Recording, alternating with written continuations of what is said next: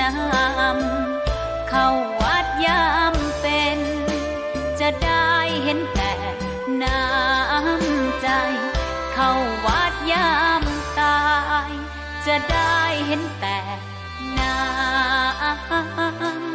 ำตา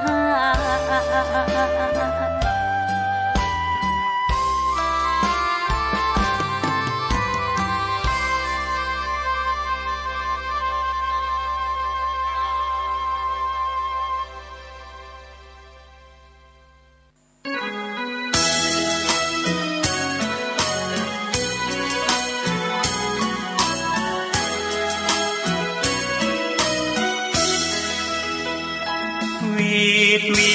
ววางเวงเพลงแห่งพนาวัดดอยศพฟางเสียดฟ้ายากหาผู้ใดกลายคลำพระเนรผู้น้อยตามรอยแห่งพุทธประธรรมหลวงพ่อเจ้าคุณหนุนนำให้ความรู้สิวิไลดังแสงเรื่องรองลอยท่องนภาพระธาตุศพฟางลอยฟ้าส่องแสงเมตตาพาไกลพระบายดีกาถาวรอวยพรตอนใจ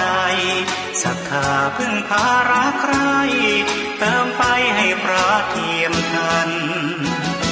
พระอยู่ดอยดุจแสงหิ่งห้อยกลางป่าขจัดความมืดนา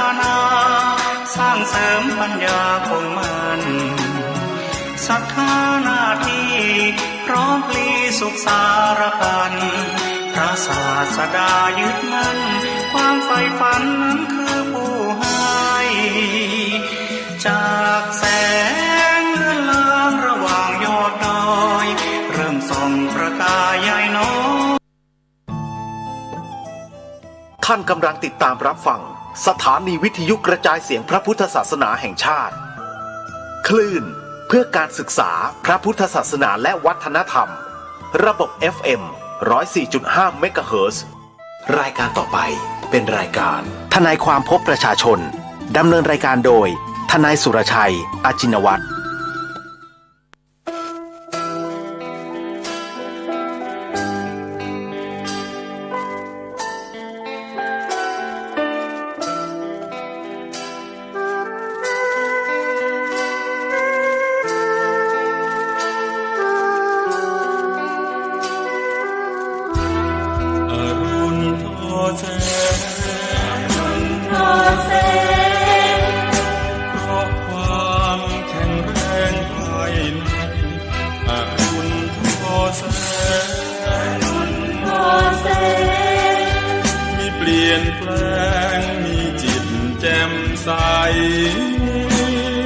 อรุณ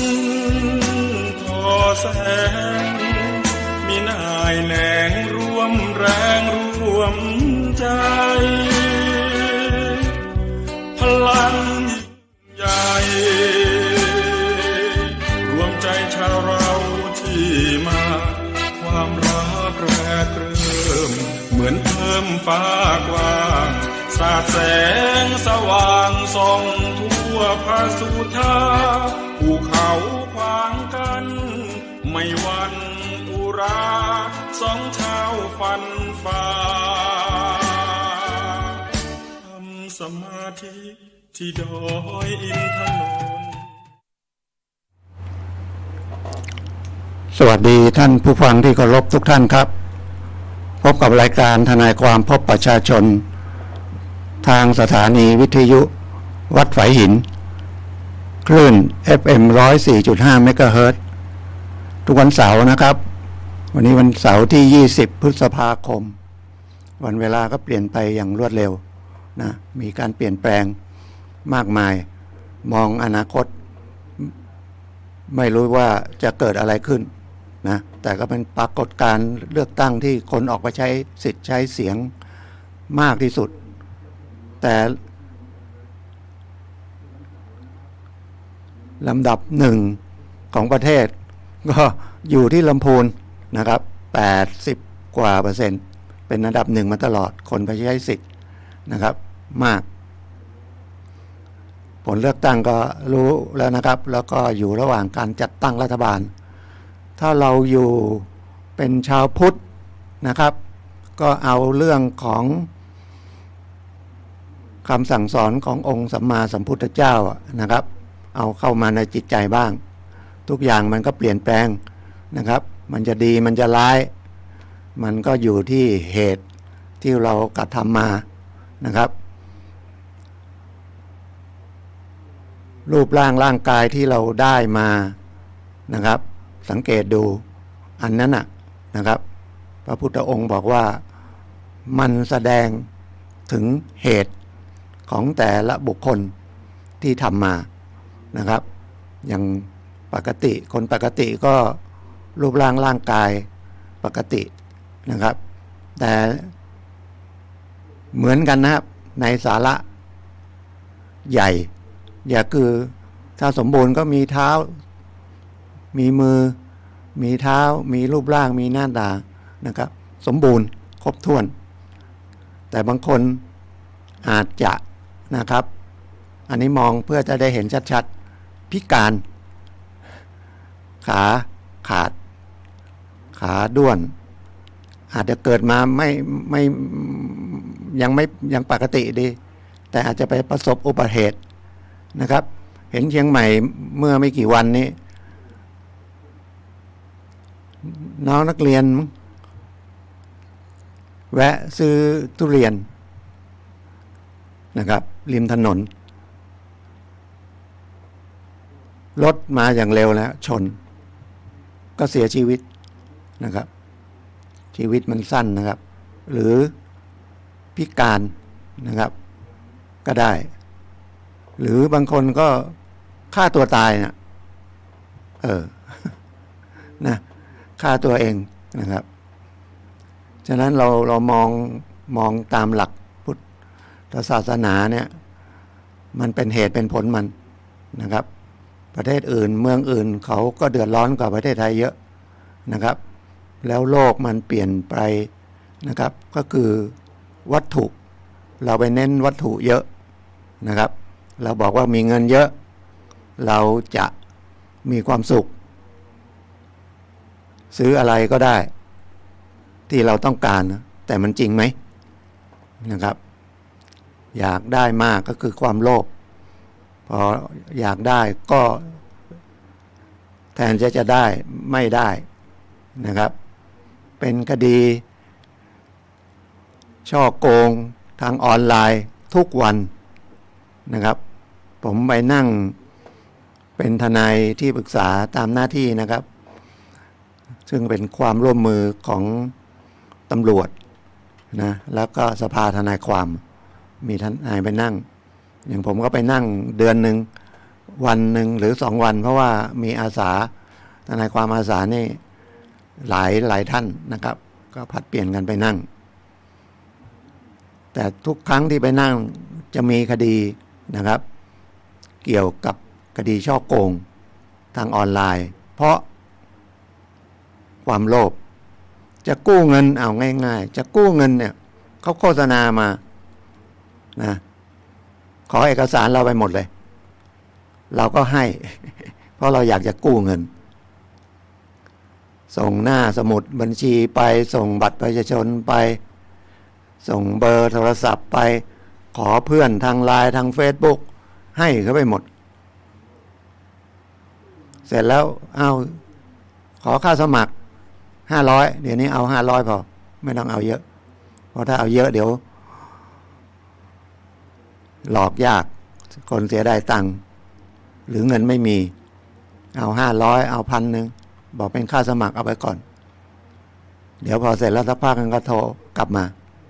ติดต่ออนุมัติละนะครับที่จะกู้ 30,000 นะครับขอให้เราส่งเงินให้ไปอีกส่วนหนึ่งนะแล้วเดี๋ยวจะส่งคืนมาให้บอกเอามา 5,000 เราก็เห็นว่าเดี๋ยวเราจะได้ 30,000เสีย 5,000 ก็เอาเสียเลยหายเงียบ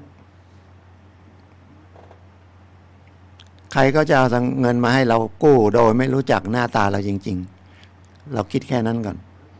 นะ ถ้าจะกู้เงินจริงๆเหมือนคนมายืมเงินเราเพื่อนโทรมาเราแน่ใจหรือเป็นเพื่อนเราเสียงอาจจะเหมือนก็ได้อ้าวมีรูปมาอีกแต่ยังไงมากู้เงินทางเพื่อนสนิทจริงๆถ้ากู้เงินเล็กๆยืมเงินเล็กๆน้อยๆเนี่ยก็ให้ได้ถือว่าเสียก็เสียไปนะครับ1,000-2,000อย่างนี้ได้แต่ถ้าเป็น10,000อย่างเงี้ยเราต้องปฏิเสธก่อนนะครับจะโกรธกันเลิกเป็นเพื่อนกันก็แล้วแต่แล้วนี่เป็นใครไม่รู้เอาเงินให้เรากู้แล้วก็เอาเงินให้เขาไปก่อนก็เสียเงินนะครับเสียเงินถ้ามีเหตุอย่างเงี้ยหรือโอนเงินผิดบัญชีเฉพาะเหตุไรก็ได้นะมีหลายคนเหมือนกันมาโอนเงินผิดบัญชีไม่ระวังหรือสั่งซื้อของไปแล้วโอนเงินไปแล้วไม่ได้ของถ้ารู้ตัวเมื่อไหร่แจ้งธนาคารก่อนเลยนะครับก่อนไปโรงพักเพราะว่ากฎหมายออกใหม่นะครับโทรไปเบอร์ของธนาคารนะมีเบอร์เยอะแยะเลยคุณใช้ธนาคารอะไรเนี่ยที่คุณต้องรู้โทรไปแล้วบอกเนี่ยถูกหลอกเงินให้ระงับเงินก่อนถ้าวิ่งไปแจ้งความโรงพักเนี่ยไม่ทันแล้วครับแม้แต่แจ้งก่อนอย่างนี้ก็ระงับไม่ค่อยทันอ่ะเขาโอนไปปุ๊บเขาก็โอนไปทางอื่นละระมัดระวังนะครับเพราะว่าเงินเสียไปแล้วตามไม่ได้โอกาสน้อยมาก100ได้สัก5%หรือไปเล่นการพนันออนไลน์อย่างเงี้ยแรกๆเขาก็ล่อให้เราได้ตังค์ไปมาแล้วก็เสียเงินนะครับ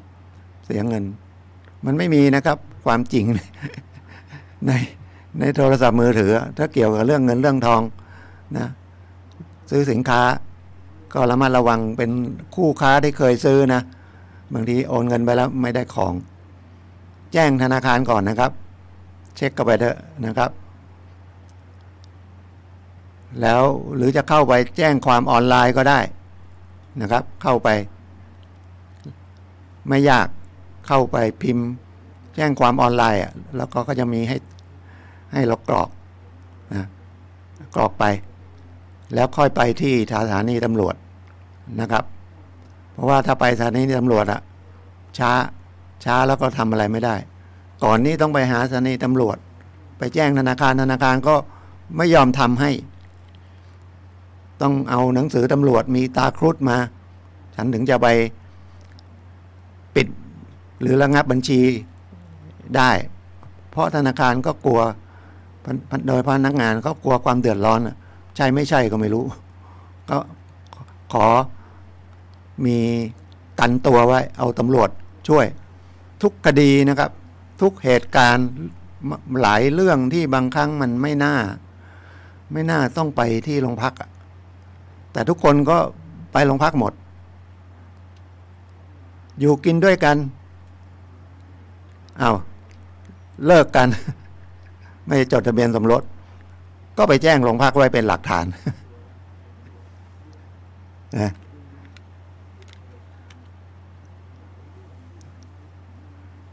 แต่มีคดีหนึ่งนะเมื่อ2 วันนี้ผมเห็นเป็นประโยชน์มากผมนำมาเล่า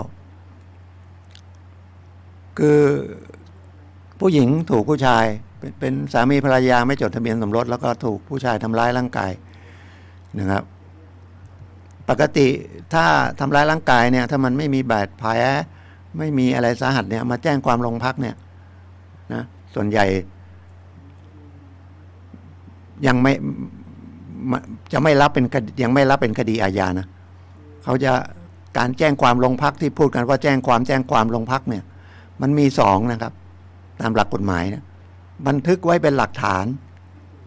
อันนี้มันไม่เป็นข้อกฎหมายเป็นอะไรเนาะสมุดบัญชีหายอย่างเงี้ยเอามาแจ้งไว้เป็นหลักฐานแต่บัตรประชาชนหายนี่ไม่ต้องมาแจ้งนะครับไปทำได้เลยนะครับโฉนดหายโฉนดที่ดินหายก็มาแจ้งไว้บางทีเขาก็บอกมาแจ้งทำไมแจ้งอย่างบัตรเนี่ยบอกไปทำได้เลยใช่ แต่ฉันอยากต้องการแจ้งว่าบัตรมันหายไปจากฉันถ้าใครเอาไปใช้หลังจากฉันแจ้งเนี่ยมันทุจริตเขาก็คิดอย่างนั้นแต่ผมสงสารเห็นแล้วงานตำรวจเนี่ยเหนื่อยสาหัสสากันนะแล้ว24 ชั่วโมงนะครับเหมือนพยาบาลเหมือนกันเหมือนหมอ24 ชั่วโมงมันบันทึกเป็นหลักฐานก็เป็นเรื่องส่วนตัวแค่นั้นเป็นกันตัวก็ต้องไปพิสูจน์ในศาลอีกแต่ถ้าจะเป็นคดีความต้องใช้คำว่าร้องทุกข์ไปตามผู้กระทำผิดที่เราแจ้งนั่นน่ะอย่างรายที่ผมเล่าเนี่ยเขาไปที่ซึ่งในรายการนี้ผมเคยพูดแล้วถ้ามีปัญหาครอบครัวเนี่ยนะผมยกตัวอย่างเอาเมียติดการพนันอย่างเงี้ยแล้วก็ทำให้เกิดไม่มีความสุขในครอบครัวไปแจ้งโรงพักว่าไม่ได้นะห้ามเมียเล่นการพนันไปที่พัฒนาสังคมและความมั่นคงของมนุษย์นะครับพมจ.พัฒนาสังคมจังหวัดนะเชียงใหม่ก็อยู่ที่ในศูนย์ราชการละนะครับของลำพูนก็ไปอยู่ที่ศูนย์ราชการละนี่ลำพูนมีศูนย์ราชการนะครับไม่ใช่เข้าไปที่สารกลางเก่านะไปที่ถนนเส้นที่จะไปแม่ทานะครับอยู่เลยศาลจังหวัดไปหน่อยนะครับเป็นศูนย์ราชการจังหวัดลำพูนเขาก็ไปขอไปร้องเรียนที่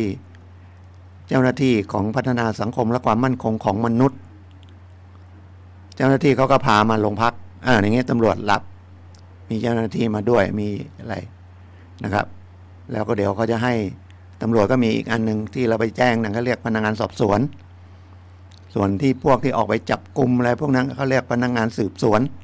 ก็จะให้สืบสวนไปตามคนนี้มานะครับมันก็จะเป็นคดีแต่เราต้องยืนยันนะครับว่าดำเนินคดีนะครับดำเนินคดีถึงที่สุดเอาไปลงโทษไม่ใช่เดี๋ยวก็มาอ้อนวอนแล้วบางอย่างเนี่ยมันไม่ใช่ถอนได้นะแล้วมันมีคดีหลายคดีนะคดีอาญาเนี่ยมันเป็นคดียอมความได้ต้องดำเนินการภายใน3 เดือนนะครับภายใน3 เดือนนะอย่างช่อโกงธรรมดาเนี่ยนะครับโดนหลอกเงินเอาของปลอมมาขายเอาสร้อยปลอมมาจำนำอะไรอย่างเงี้ยนะถือว่าช่อโกงหรือยักยอกนะฝากเงินไว้เม้มเงินเรานะเอาเงินเรารู้เมื่อไหร่ไปโรงพักแล้วก็ร้องทุกข์นะครับให้ไปจับคนนั้นมาลงโทษอย่างเงี้ยเป็นเรื่องประสงค์ลงโทษตามกฎหมายก็คือเป็นคำร้องทุกข์พนักงานสอบสวนก็จะลงนะครับแล้วออกหมายเรียกนะครับคนที่เราแจ้งรู้ชื่อรู้ที่อยู่ไหมรู้รูปพรรณไหมเหตุเกิดเมื่อไหร่เกิดที่ไหนนะครับเกิดยังไงทำยังไงมีพยานรู้เห็นไหมนะครับเข้านะครับแล้วเดี๋ยวตำรวจพนักงานสอบสวนก็จะไปหาข้อมูลเพิ่มเติมอีกนะครับมีกล้องไหมนะครับคดียอมความได้ก็คือเป็นเรื่องครึ่งกลางๆนะฝากของไว้เอาไปเลยอย่างเงี้ยก็อาจจะเป็นยักยอกหรือเอาของมาหลอกขายนะครับโดยความโลภแล้วก็ของทองคำบาทหนึ่งก็ต้อง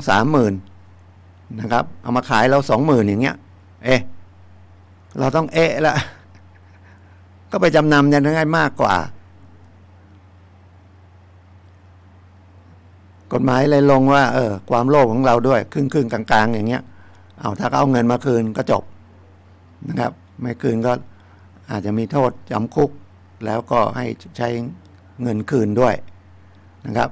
มีอะไรปัญหาในครอบครัวนะไปที่พัฒนาสังคมและความมั่นคงของมนุษย์นะเรื่องลูกเรื่องหลานเรื่องคนไร้บ้านเรื่องเดือดร้อนไม่มีที่อยู่อาศัยอะไรพวกนี้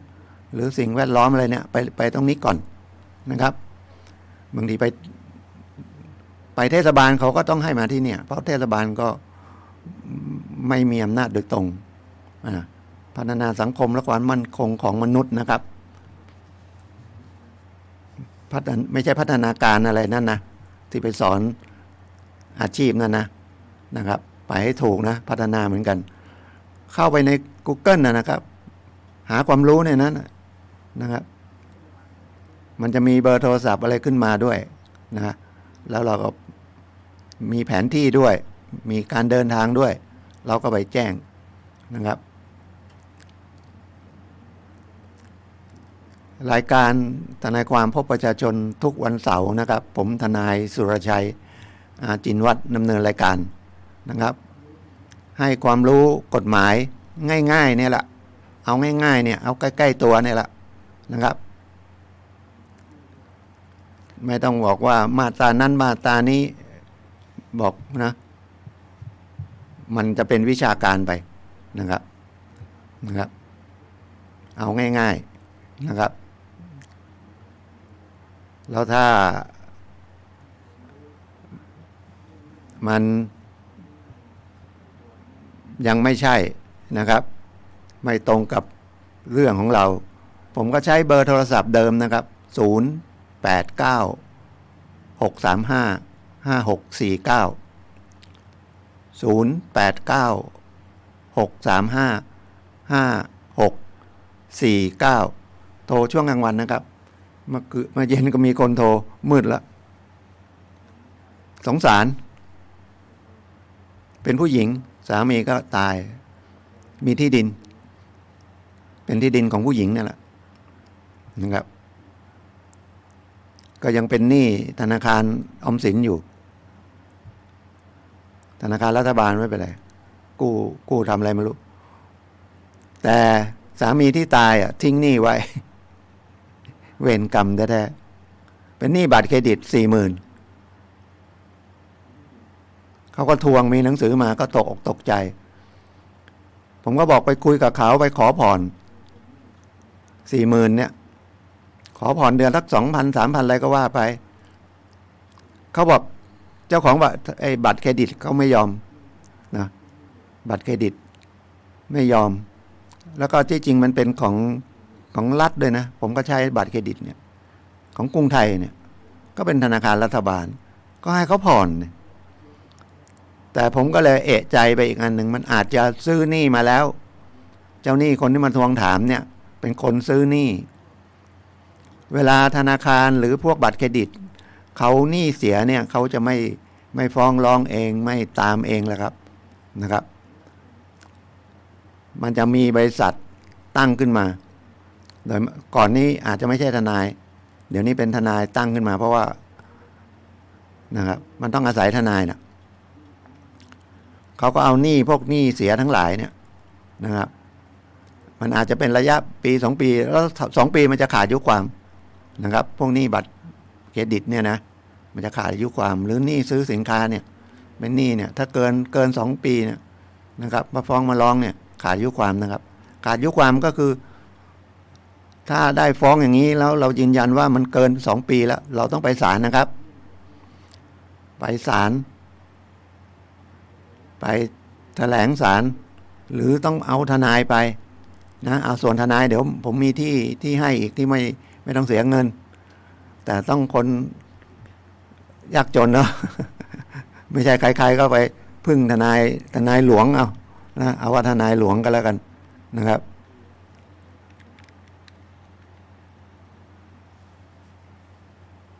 ไปให้ทนายบอกทนายก็จะช่วยดูว่ามันขาดอายุความก็แถลงไปว่ามันหมดกู้กันวันนี้ไม่ได้ชำระหนี้เลยนะบางทีเขาหลอกนะมันขาดอายุความไปแล้วเขาบอกให้โอนเงินนิดๆหน่อยๆไป100-200ก็ได้ไม่ต้องโอนนะครับถ้าจะผิดนัดก็ผิดนัดไปเลยนะครับไม่ต้องไปส่งเงินเล็กๆน้อยๆอายุความยังไม่นับแต่ผู้หญิงนี่สามีทิ้งหนี้ไว้ผมก็บอกไม่ต้องไปส่งทีนี้มีหนังสือมาทวงที่ผมบอกว่าอาจจะเป็นหนี้ที่ขายไปแล้วเขาถึงบอกไม่เอาเต็ม 40,000 เลยไม่เอาผ่อนทำไมขายเขาก็ขายไปไม่กี่เปอร์เซ็นต์ธนาคารเขาก็มีเงินสำรองหนี้ศูนย์แล้วก็คิดว่าขายหนี้แค่นี้ทำให้สถาบันไม่เสียหายนะครับไม่ขาดทุนมากถ้าไปฟ้องร้องเองได้มั่งไม่ได้มั่งเสียค่าทนายค่าใช้จ่ายอะไรเยอะแยะเลยอันนั้นก็เสี่ยงไปนะ 40,000ก็อาจจะซื้อไป20,000ซื้อ50%นี่เยอะนะ ส่วนใหญ่ก็ซื้อ30% 30%แค่นั้นนะ30,000ซื้อ12,000แล้วมาตามเอาแล้วก็ให้เราบังคับนะบางทีก็เป็นโนติสอะไรมาอย่างเงี้ยโทรศัพท์มาไม่ต้องเชื่อถือแล้วการทวงหนี้ก็มีกฎหมายคุ้มครองลูกหนี้ทวงได้วันละครั้ง นะครับทวงไปที่ทำงานก็ไม่ได้แล้วต้องทวงกับตัวเองด้วยผิดกฎหมายอาญาเลยนะทวงถามหนี้นะครับเนี่ยคุ้มครองลูกหนี้แต่เราต้องระมัดระวังนะครับอันนี้ไม่รวมหนี้นอกระบบที่เขาไม่กลัวกฎหมายเขาถึงทำหนี้นอกระบบแล้วดอกเบี้ยก็ไม่เกิน115นะครับเขาก็ปล่อยกันไอ้นั่นหนี้นอกระบบก็ไม่กลัวเขามาทำร้ายเราก็ได้อะไรก็ได้นะครับปล่อยหนี้100ละเท่าไหร่เนาะ100ละ100เราก็เอาเนาะเราคิดจะหนีได้หนีไม่ได้นะสับสนไหมผมพูดปนไปปนมาเนี่ยถ้านี่ในระบบเกิน115ไม่ได้แต่ท่านมันก็มีส่วนยกเว้นอย่างสถาบันการเงินเนี่ยอย่างบัตรเครดิตได้ถึงไป28ประมาณนะเยอะนะครับแล้วส่วนใหญ่ไม่ใช่ไปซื้อสินค้าบัตรเครดิตเขาให้ซื้อสินค้าแล้วมี45วันแล้วไปถึงจะชำระบางคนไปชำระผ่อนอีกดอกโดนอีก10 กว่า20 กว่าไปมาหนี้2-3 หมื่นกลายเป็นแสนดอกเบี้ยมันทบขึ้นไปเรื่อยทบแล้วก็คิดดอกทบต้นอะไรอีกอีลุงตุงนางไปหมดซึ่งดอกทบต้นนี่ก็ทบไม่ได้ยกเว้นกู้เงินก็เรียกเดินสะพัดอะไรอย่างนั้นกู้เงินเกินเบิกเกินบัญชียอมให้ดอกทบต้นดอกเบี้ยแพงแล้วก็ยังดอกถ้ากู้ปกติเนี่ยดอกทบต้นไม่ได้นะแล้วถ้าคิดดอกเบี้ยเกินไปดอกเบี้ยก็โมฆะฟ้องร้องกับดอกเบี้ยก็ไม่ได้ส่งไปเท่าไหร่ก็เอามาหักหนี้นะครับถือเป็นชำระต้นหมดแต่เราทำอะไรระวังแล้วกันนะครับให้มันมีสติอย่าเอาง่ายว่าเรามาขอให้ทนายช่วยให้ศาลช่วยยากนะครับเสียเปรียบเจ้าหนี้บอกตรงๆแล้วกันอย่างเราจะเอาเงินเนี่ยแนะนำเลยนะครับจำนองหลักประกันจำนองอย่าขายฝากนะกฎหมายขายฝากยังไม่เลิกนะแม้จะมีกฎหมายมาควบคุมแล้วว่าให้คิดดอกเบี้ยไม่เกิน115สมัยก่อนไม่มีนะครับไม่มีบังคับช่วงนี้แล้วถ้าผิดนัดต้องหรือใกล้จะถ่ายถอนนี่ต้องมีการแจ้งนะครับแจ้งให้ลูกหนี้รู้นะครับมันจะมีเงื่อนไขเพิ่มขึ้นมาแต่ขายฝากเนี่ยมันหลุดไปเป็นของเขาแล้วเลยล่ะแต่เงื่อนไขก็คือภายในกำหนด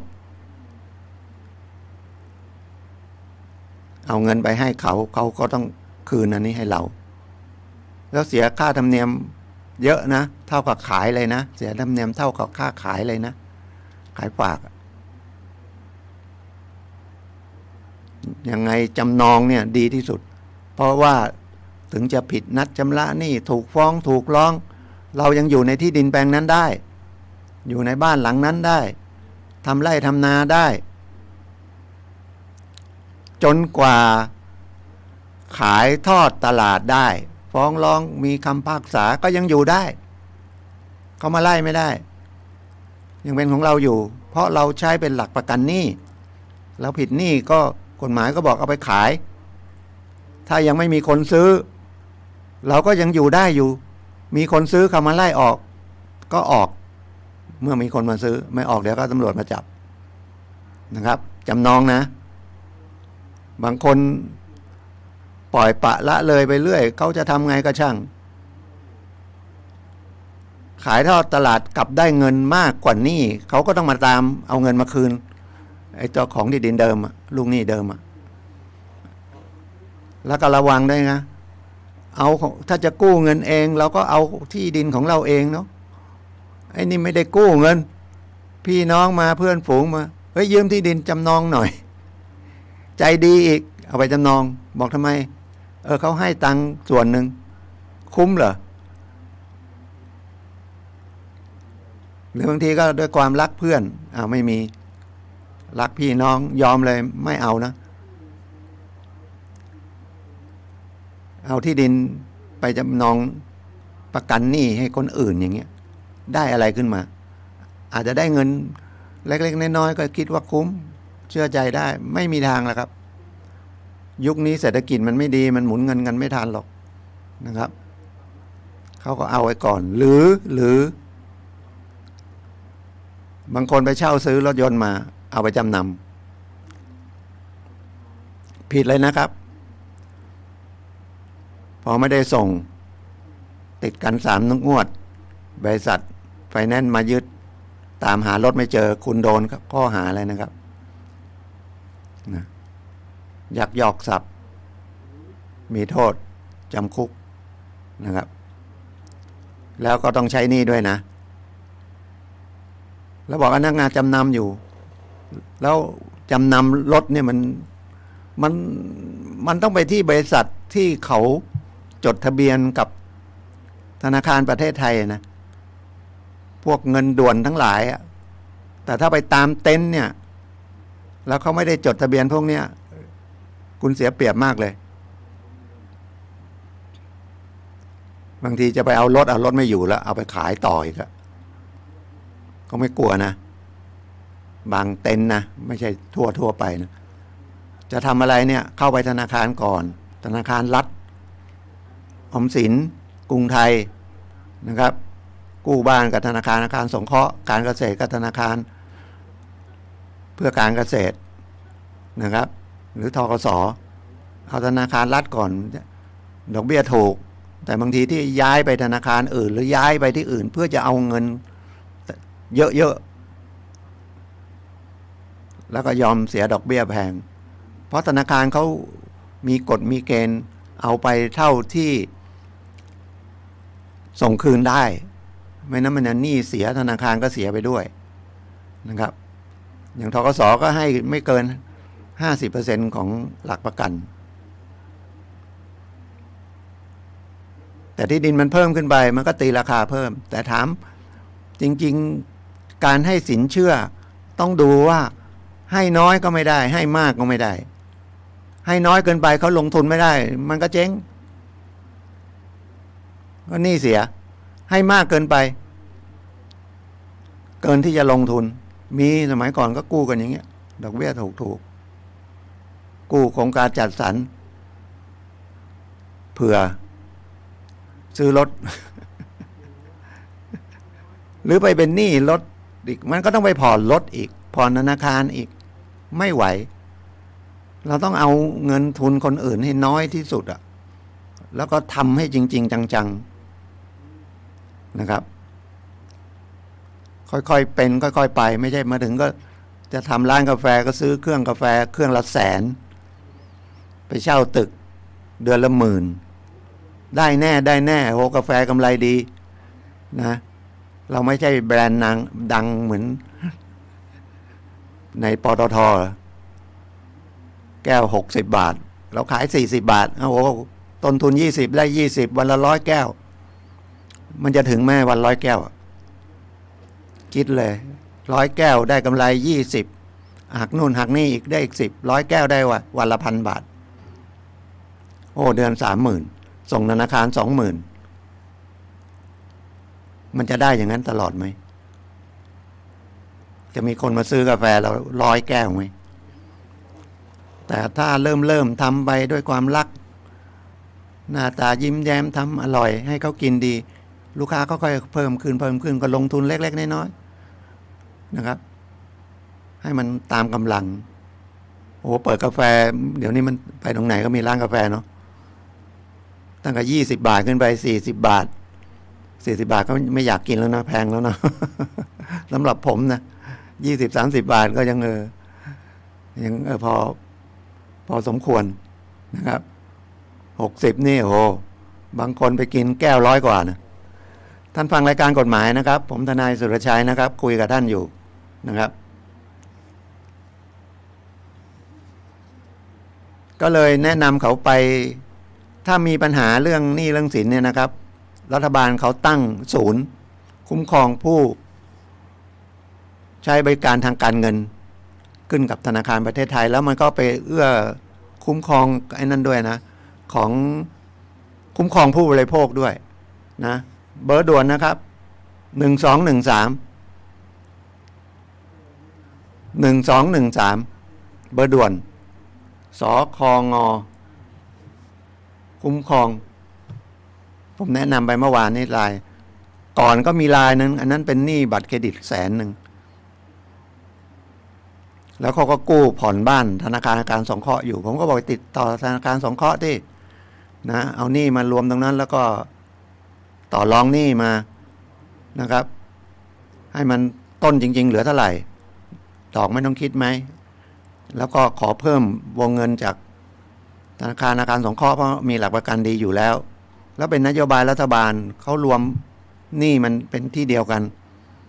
แล้วไปคืนเขาตอนแรกก็ไปติดต่อไม่ได้ผลผมก็แนะนำไปเนี่ยเบอร์1213เนี่ยไม่กี่วันโทรกลับมาแล้วบอกได้ผลนะครับผมก็หวังว่าไลน์ที่โทรหาผมเมื่อคืนที่เป็นผู้หญิงนั่นน่ะที่เป็นหนี้บัตร40,000น่ะน่าจะได้ผลนะครับน่าจะได้ผลเขาบอกเขาผ่อนได้แต่เราก็ต้องเช็ครายได้อะไรเขาแต่ถ้ามันเป็นหนี้แล้วมันไม่ไหวจริงๆก็ไม่ต้องเดือดร้อนไม่ได้ติดคุกติดตารางเสียก็เสียไปนะครับไปยิกยกผ่อนเล็กผ่อนน้อยมันยิ่งเสียหนักไปอีกแล้วก็เรื่องอายุความมันก็สะดุดหยุดลงนะครับมันต้องระมัดระวังก่อนสร้างหนี้นะครับก่อนสร้างหนี้ไม่ไหวก็ไม่ต้องกู้นะครับแต่บอกไม่กู้ก็ไม่มีอะไรจะกินก็กู้เข้าไปในระบบหรือกู้กองทุนหมู่บ้านรัฐบาลก็มีเงินทุนให้กู้เห็นแถวบ้านผมก็ประกาศทุกเดือนถึงเงินชำระดอกละชำระคืนต้นละนะครับแต่ค่าใช้จ่ายมันสูงจริงๆนะอาหารมื้อหนึ่ง40-50 บาท60 บาทมื้อเดียวนะครับผมมานั่งคิดเล่นๆนะชีวิตเราถ้าสมมติว่าอายุ50 ปีเนาะโหเอากินไม่มากเอาเฉลี่ยวันนึงมื้อละ10 บาทคิดตามผมนะคิดง่ายๆวันนึง3 มื้อ10 บาทก็30 บาทเดือนนึงก็900 บาทเอาง่ายๆว่า1,000แล้วกันค่ากินนะเอาว่า1,000ปีนึงก็12,000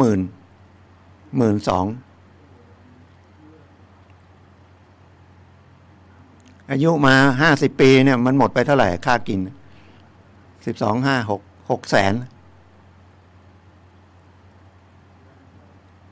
เราเลี้ยงถ้าเรามีลูกเนี่ยเราเลี้ยงลูกจนมาอายุ20 ปีเนี่ยเราก็ต้องหมดไปกี่แสนอันนี้คิดง่ายๆว่ามื้อละ10 บาทจริงๆมันไม่ได้ค่าเรียนหนังสือไม่ต้องพูดค่าเสื้อผ้ายังไม่ต้องพูดโอ้เหนื่อยนะแต่ก็บอกพ่อแม่ไม่ต้องมีบุญคุณเหรอ คุณทำหน้าที่มันจะถูกไหมในการกฎหมายนะครับอีกอันนึงพูดไป2-3 เรื่องบัญชีม้าตอนแรกผมยังไม่รู้เรื่องเลยบัญชีม้ากว่าจะรู้เรื่อง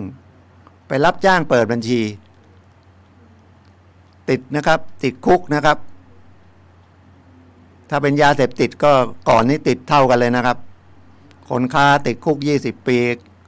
คนเปิดบัญชีก็ติด20 ปีมีคดีจริงๆด้วยนะสงสารจะได้อายุกำลัง18ท้องด้วยผู้หญิงไปเปิดบัญชีให้ญาติเอาไปค้ายาเขาจับไปคนนั้นได้บัญชีทำไมบัญชีคุณโดนจับต่อ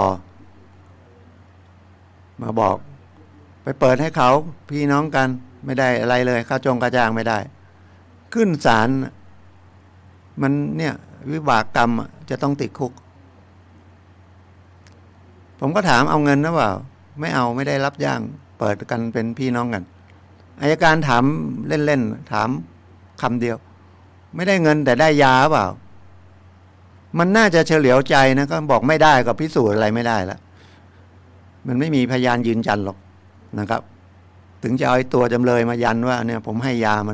มันเป็นบอกเล่ามันเป็นคดีที่มันไม่มีใครมายืนยันอย่างนั้นหรอกอัยการถามเอายาเขาใช่ไหมยักหน้ายึกเลยรับว่าเอาติดคุกนะครับลดแล้วลดอีก16 ปีวิบากกรรมนะบางคนไม่มีวิบากกรรมที่จะติดคุกติดตารางมันโดนคดียาบ้า4-5 คดีเสพมั่งแต่มันเสพ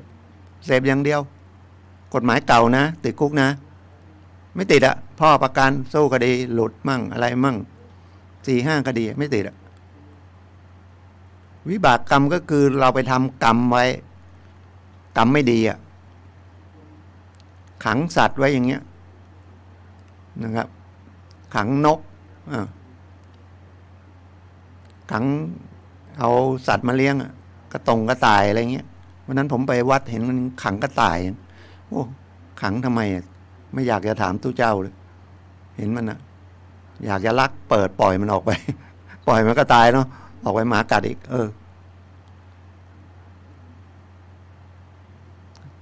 บัญชีมา2 วันก็มาเขาบอกว่ามีบัญชีไหมเอาเลขให้ผมสิเดี๋ยวผมให้ตังค์300เอาเลขไปให้เขาพ่อแม่น้ำตาไหลเลยลูกไปทำอย่างนั้นได้ไงพามาโรงพักก็ช่วยอะไรไม่ได้ตอนแรกจะมาแจ้งความเป็นหลักฐานไว้ก่อนว่าไม่รู้เรื่องรู้ราวถูกหลอกตำรวจหัวเราะกากเลยแล้วพอดีก็มาเห็นผมนั่งอยู่ผมก็เลยบอกไม่ต้องลงหรอกลงก็เท่ากับรับสารภาพไปเลยว่าเปิดจริงมันมีคดีก็ว่ากันไปเขาจับไปคนนั้นได้ก็ว่ากันไปมาถึงก็ว่ากันไปนะว่าหลงผิดอะไรก็ไปว่ากันศาลอาจจะปาณีมีโทษจำคุกแต่ว่าอาจจะรอลงอาญาหรือลงโทษน้อยก็ได้ต้องมีโทษแต่คดียาบ้าใหม่เนี่ยถ้าเสพนะครับแล้วไม่มียานะครับเดินเข้าไปเลยครับไปที่โรงพยาบาลก็ได้ไปที่ตำรวจก็ได้บอกพาไปบำบัดหน่อยอย่าให้เขาจับมานะบอกอยากเลิกแล้วพาไปเลยไม่มีโทษนะครับไปบำบัดอย่าไปเปิดบัญชีให้ใครนะครับ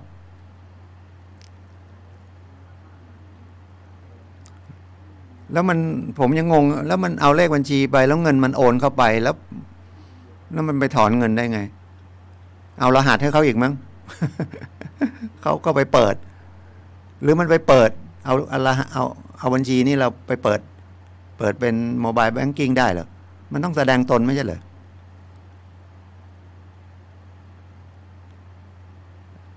สมมุติผมเอาเลขบัญชีของคนอื่นมาแล้วก็มีเงินเข้ามาแล้วผมจะไปถอนได้ไงเอาบัตร ATM ไปเนาะ ถ้ามันมีบัตร ATM แล้วไปให้รหัสไปด้วยความโลภเราแท้ๆนะความโลภแม่น้ำตาหยดเลยสงสารลูกแต่เวลาลูกจะทำอะไรลูกไม่นึกถึงพ่อแม่เลยคนที่เดือดร้อนที่สุดกับลูกเนี่ยพ่อแม่ลูกยังไม่รู้หรอกว่าหัวใจพ่อแม่คิดยังไงกับลูกจนกว่าตัวเขาจะเป็นมีลูกแล้วเดี๋ยวนี้ก็ไม่มีลูกอีกกลัวแต่งงานอยู่ด้วยกันจดทะเบียนมั่งไม่จดทะเบียนมั่งอยู่กันไม่เอาลูก1ไม่อยากเลี้ยง2เนี่ยจิตใจภาระ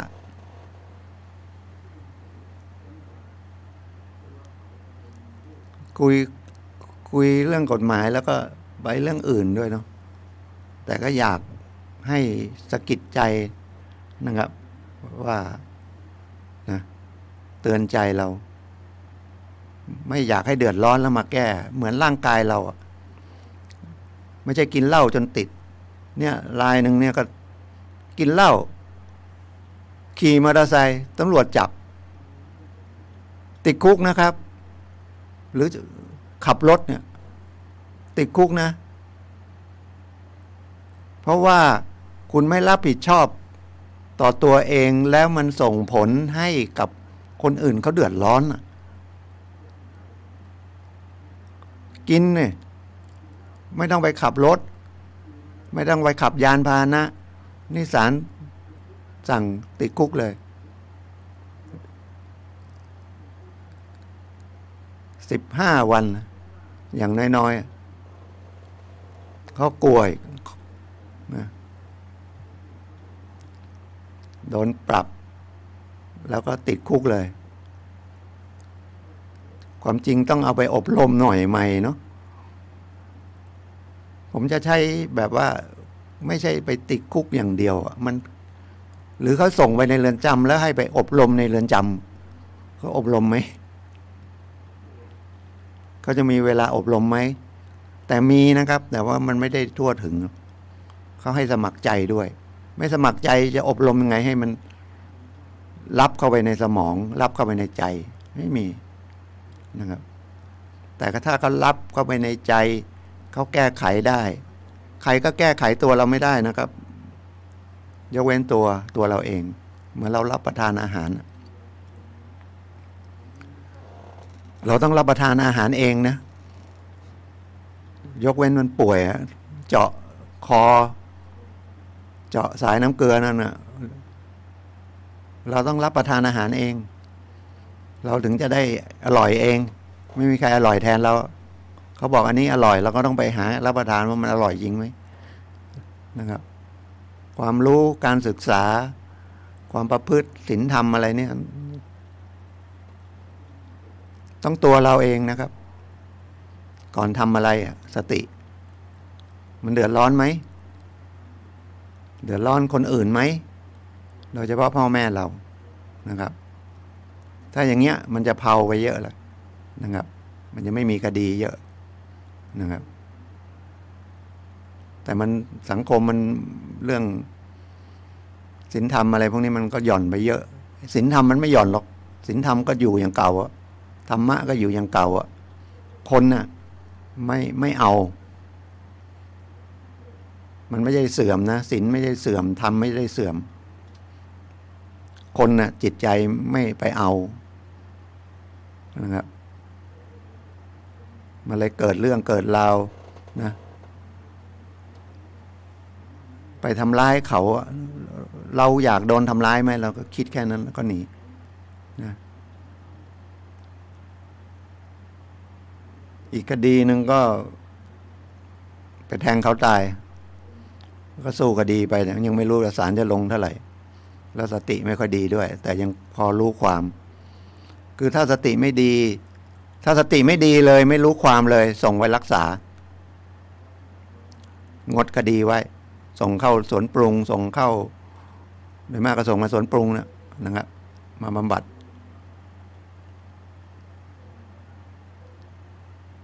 ถ้าหายภายใน1 ปีก็กลับไปดำเนินคดีใหม่แล้วก็โทษก็ศาลจะลงโทษน้อยเท่าไหร่ก็ได้นะครับแต่ถ้าเป็นเลย1 ปีไปก็อาจจะไม่มีจำหน่ายไปเลยคดีนี้จนกว่าจะรักษาหายนะครับรายนี้ก็ไปแทงเขาก็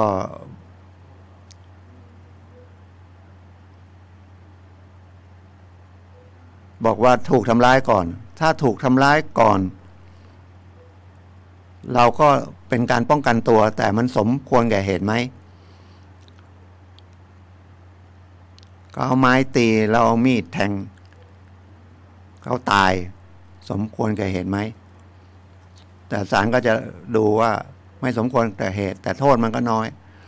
เพราะว่ามันไม่ได้เจตนาฆ่าแต่เขาโดนฟ้องเรื่องฆ่าโดยเจตนาหรือก็คือตั้งใจไปฆ่าเขาโทษประหารชีวิต นะครับผมก็หวังว่าคดีศาลคงตัดสินมาแค่จำคุกไม่ถึงประหารชีวิตหรอกนะแต่โดยมากก็จะไม่ถึงจะไปตั้งใจฆ่าจริงๆก็ประหารชีวิตก็รับสารภาพลดมาเหลือ50 ปี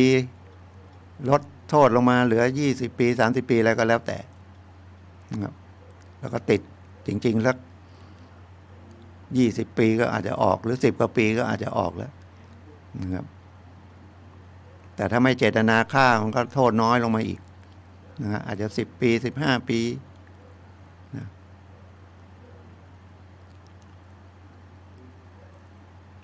แต่คดีทางเพศนี่ไม่ได้ลดเลยนะถึงจะมีอภัยโทษก็ไม่ได้ลดเลขอันหนึ่งถ้าเข้าไปแล้วมีความประพฤติดีเข้าไปเนี่ยความประพฤติดีก็อยู่ในเกณฑ์ที่เรียกว่าชั้นดีนะครับชั้นดีมันจะมีประมาณ4 ขั้น5 ขั้นนะชั้นเลวนะเลวแล้วก็ดีที่ดีเยี่ยมอะไรเนี่ยนะเวลาลดโทษ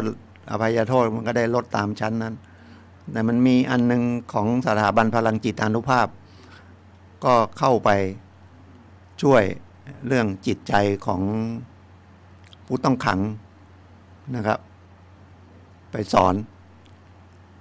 เขาจะเรียน20 วันวันละ2 ชั่วโมงก็ประมาณ1 เดือนเพราะว่าเรียนจันทร์อังคารพุธพฤหัสศุกร์ในเรือนจำนะครับแล้วก็อาสานะครับเรียกว่าครูสมาธิของสถาบันพลังจิตอานุภาพก็เข้าไปช่วยนะครับผมก็เป็นคนหนึ่งที่เคยเข้าไปนะครับก็ไปช่วยก็มีอาสาสมัครเยอะนะครับเข้าไปวันหนึ่งก็เข้าไป2 คนนะครับผมก็เข้าไปครั้ง2 ครั้งก่อนโควิดนี่ไปเกือบไปทุกเรือนจำเลยทางภาคเหนือเนี่ยนะแม่ฮ่องสอนแม่เสลียงฝางนะครับเชียงใหม่ที่อยู่ทางแม่แตงนั่นนะครับก็ไปช่วยนะครับเขาก็ได้อานิสงส์ได้ผลจากการเรียนได้ทั้งจิตใจด้วยแล้วเขาได้ผลทางโลกก็คือได้ลดวันต้องขังลงนะโทษเหลืออยู่สมมติว่าปีหนึ่ง12 เดือนเนี่ยจะได้ลดเดือนละ5 วันเยอะนะแต่แล้วผมว่าเดือน5 วันจะไปเยอะยังไงมาคิดดูดิเดือนละ5 วันปีเดือนหนึ่ง5 วันปีก็ลดไป2 เดือนมัน60 วัน12 5 60ติดคุกปีมันก็เหลือ8 เดือนละนะแต่ไม่ใช่อบรมซ้ำแล้วอบรมซ้ำอีกได้ลดอีกไม่ใช่นะ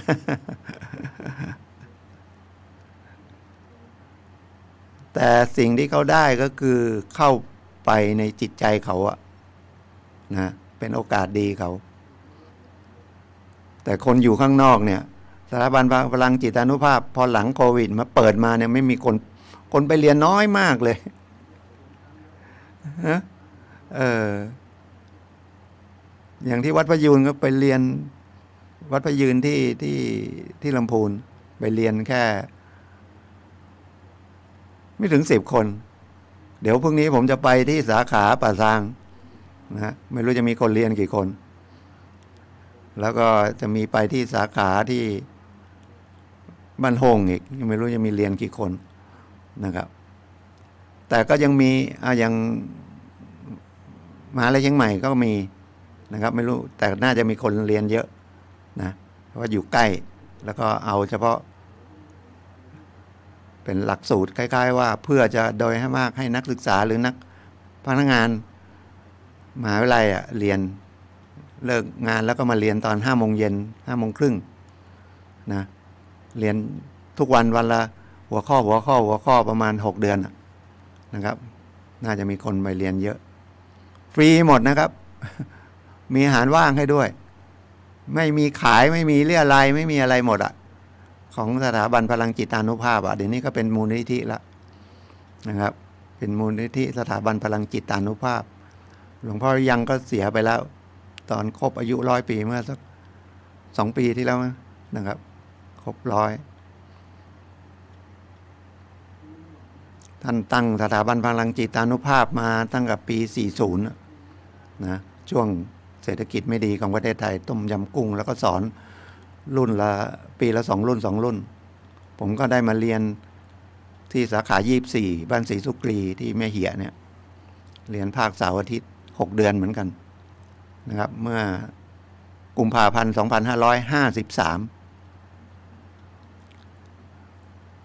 นะครับเราก็ได้มาช่วยงานของสถาบันพอหลังโควิดนี่สาขา 24 ก็รู้สึกจะพักไปนะครับแต่เปิดวันเสาร์ไปปฏิบัติไปแต่ไม่ได้เปิดสอนหลักสูตรครูสมาธิผมก็เลยไปอยู่ที่ลำพูนใกล้บ้านหน่อยความจริงก็ไม่ใกล้หรอก พอๆกันนะไปเชียงใหม่กับไปลำพูน20 กว่ากิโลเท่ากันนะครับวันนั้นก็ไปสอนอยู่หัวข้อหนึ่งปริวิตกเดี๋ยวพรุ่งนี้จะไปสอนความเสื่อมนะหนทางเสื่อมของสมาธิของหลักสูตรครูสมาธิจะสอนละเอียดเลยนะครับเป็นขั้นเป็นตอนแล้วก็มีคำเราก็จะได้ยินคำบรรยายของ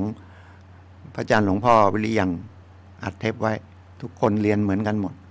นะครับเรียนละเอียดเลยนะครับไม่ใช่เรียน3 วัน 7 วันนะครับเรียนกันเป็นนะเกือบ100 หัวข้อเรียนด้วยแล้วก็เดินจงกรมด้วยแล้วก็นั่งสมาธิด้วยนะรับรองว่าจบมานะได้หรือสนใจเนี่ยนะเรียนเถอะนะดีกว่าเสียเวลาไปอย่างอื่นนะครับลองเข้าไปใน YouTube เข้าไปใน Facebook ก่อนก็ได้ดูของสมาธิ101.com อะไรเนี่ยนะครับหรือพิมพ์เข้าไปที่หลวงพ่อวิริยังก็ได้นะครับก็เป็นสาระทางโลกเนาะกฎหมายเนาะทางใจก็เรื่องของฝึกจิตใจเราเนี่ยนะครับเพราะว่าจิตใจเราเนี่ยมันสั่งแต่จิตใจเรามันมีความโลภอยู่นะครับโลภมันก็ทำให้โกรธก็ทะเลาะเบาะแว้งกันนะครับแล้วอยากสนุกสนานธรรมดาไม่พอก็ดื่มสุรามันจะได้สนุกนะครับมันก็ไปทำผิดกฎหมายนะครับความโลภเราเสียไม่คนเดียวไม่พอมันเสียพี่เสียน้องเสียพี่คนที่รักเราเพื่อนอีกนะครับแล้วเรื่องที่ดินอย่างที่ผมบอกเดี๋ยวนี้มันนะที่ดินมันแพงเนาะมันแพงขึ้นก็เลยทำให้มีปัญหาพี่น้องทะเลาะกันอะไรกันเคยคุยแล้วนะทางออกเนี่ยว่าออกไม่ได้ก็ขอศาลเปิดให้เปิดทางได้นะครับเป็นพระหรือขอพระจำยอมก็ได้นะครับทุกวันเสาร์นะครับพบกันเดี๋ยวรายการต่อไปพลังแห่งชีวิตของท่านอาจารย์สุนัยนะครับวันนี้ก็ขอบคุณทุกท่านนะครับที่ฟังรายการพบกันใหม่วันเสาร์หน้าขอทุกท่านโชคดีครับสวัสดีครับ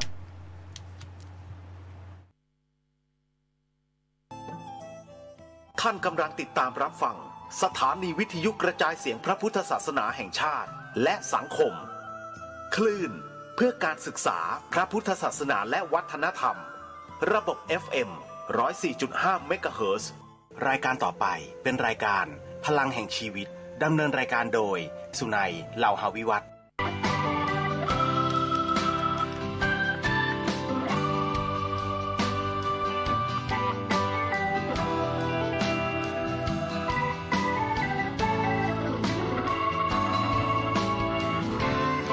ลุกขึ้นมาฉายแสงเถิดชีวิตเป็นเช่นเจ้าสร้าง ขอต้อนรับเข้าสู่รายการพลังแห่งชีวิตรายการเพื่อการสร้างแรงบันดาลใจครับโดยผม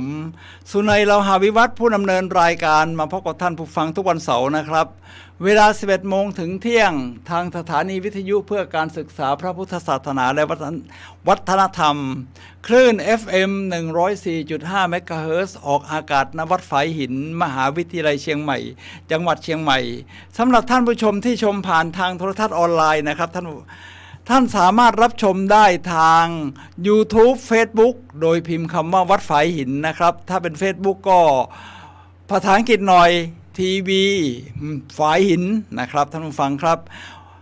รายการของเราเป็นรายการสดในช่วง15นาทีสุดท้ายก่อนหมดรายการนะครับท่านผู้ฟังครับสามารถโทรศัพท์เข้ามาซักถามได้ที่หมายเลข0857088122สำหรับวันนี้นะครับรายการพลังแห่งชีวิตนำเสนอท่านผู้ฟังในเรื่องค่าเสียโอกาสกับการเลือกเส้นทางชีวิตครับเดี๋ยวผมเทสนิดหนึ่งนะครับว่าการรับเป็นอย่างไรบ้างนะครับของแฟนคลับทางบ้านภาพเสียงยอดเยี่ยมค่ะโอเคครับภาพเสียงยอดเยี่ยมก็เรียกว่าใช้ได้แล้วนะครับท่านผู้ฟังครับท่านผู้ฟังครับเราคุยกันในวันนี้ในหัวข้อเรื่องค่าเสียโอกาสกับการเลือกเส้นทางชีวิตนะครับท่านผู้ฟังครับชื่ออาจจะฟังแปลกหน่อยสำหรับเลือกเส้นทางชีวิตนี่อาจจะเข้าใจได้ง่ายแล้วค่าเสียโอกาสคืออะไรมันเป็นศัพท์ทางเศรษฐศาสตร์นะครับท่านผู้ฟังครับที่ภาษาเศรษฐศาสตร์เรียกว่า opportunity cost นะครับผมเป็นนักเศรษฐศาสตร์เรียนทั้งปริญญาตรีปริญญาโทในด้านเศรษฐศาสตร์ครับวันนี้เราจะพูดถึงด้านเศรษฐศาสตร์กับเส้นทางของชีวิตกันหน่อยเอาละครับเดี๋ยวมันจะมาเชื่อมโยงกันได้ยังไงเดี๋ยวคอยฟังนะครับท่านผู้ฟังครับค่าเสียโอกาสนี่เดี๋ยวต่อเอาวันนี้ก่อนวันนี้ตรงกับวันอะไรวันนี้ตรงกับวันเสาร์ที่20พฤษภาคมพุทธศักราช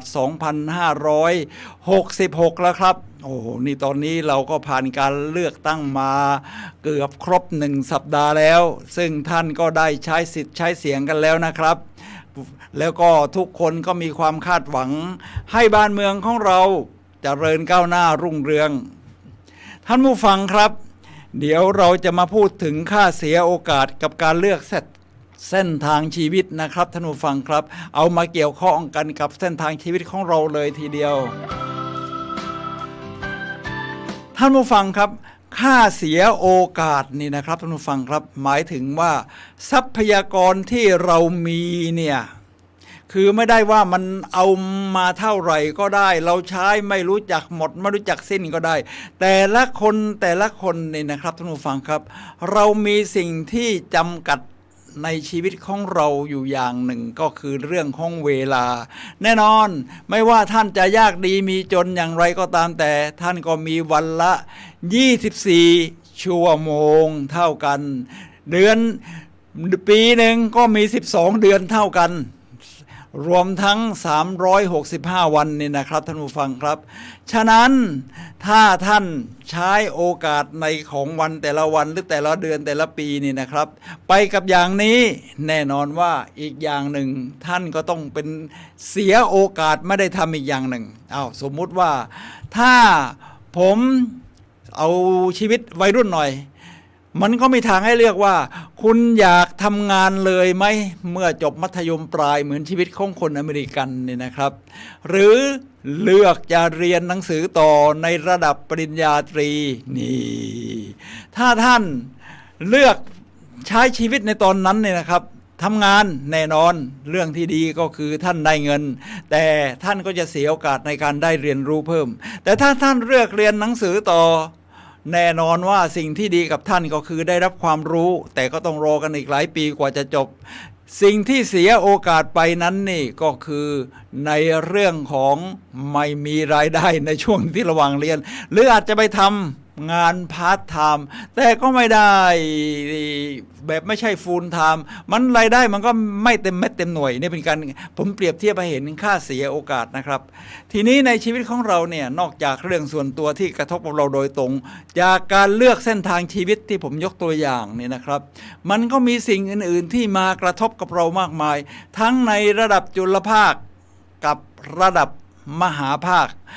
ที่ผมยกตัวอย่างนั้นก็เป็นระดับจุลภาคที่เราเลือกตัดสินใจเองในระดับมหาภาคท่านก็ต้องเลือกตัดสินใจเหมือนกันนะครับที่ผมบอกว่านี่เพิ่งผ่านการเลือกตั้งมายังไม่ถึง1 สัปดาห์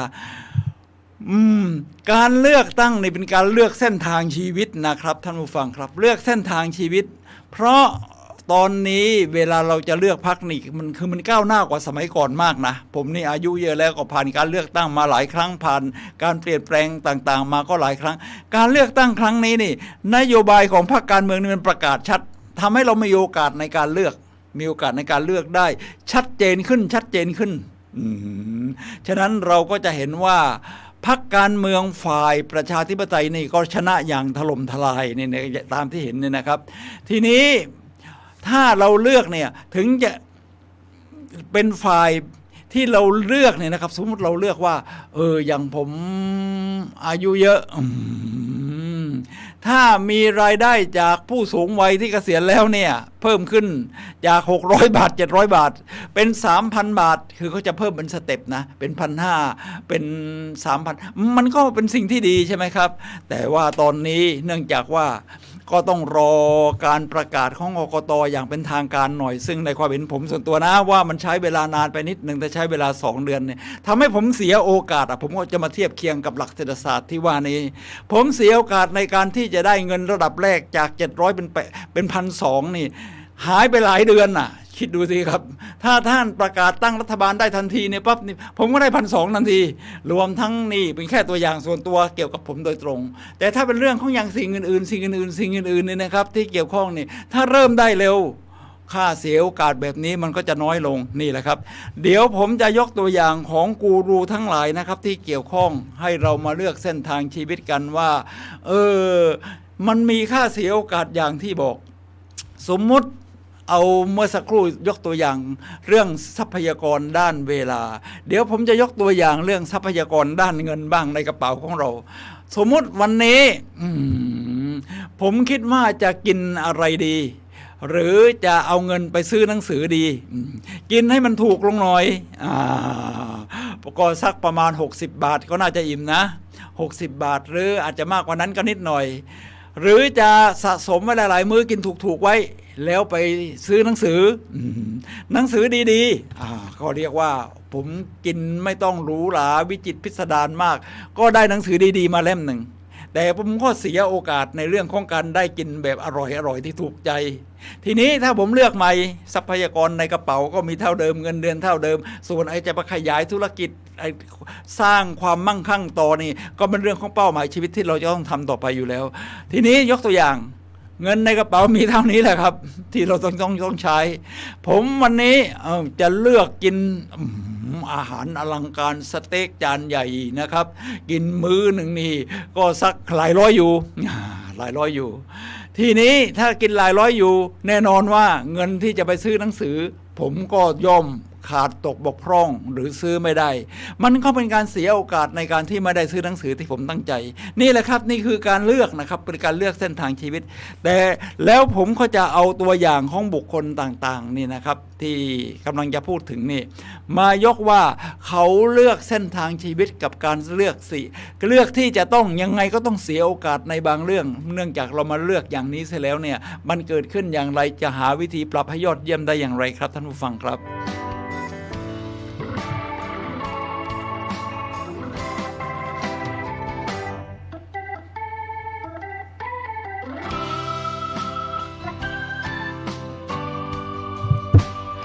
ท่านผู้ฟังครับผมจะเอากูรูคนแรกเลยที่ผมชื่นชอบมากก็คือ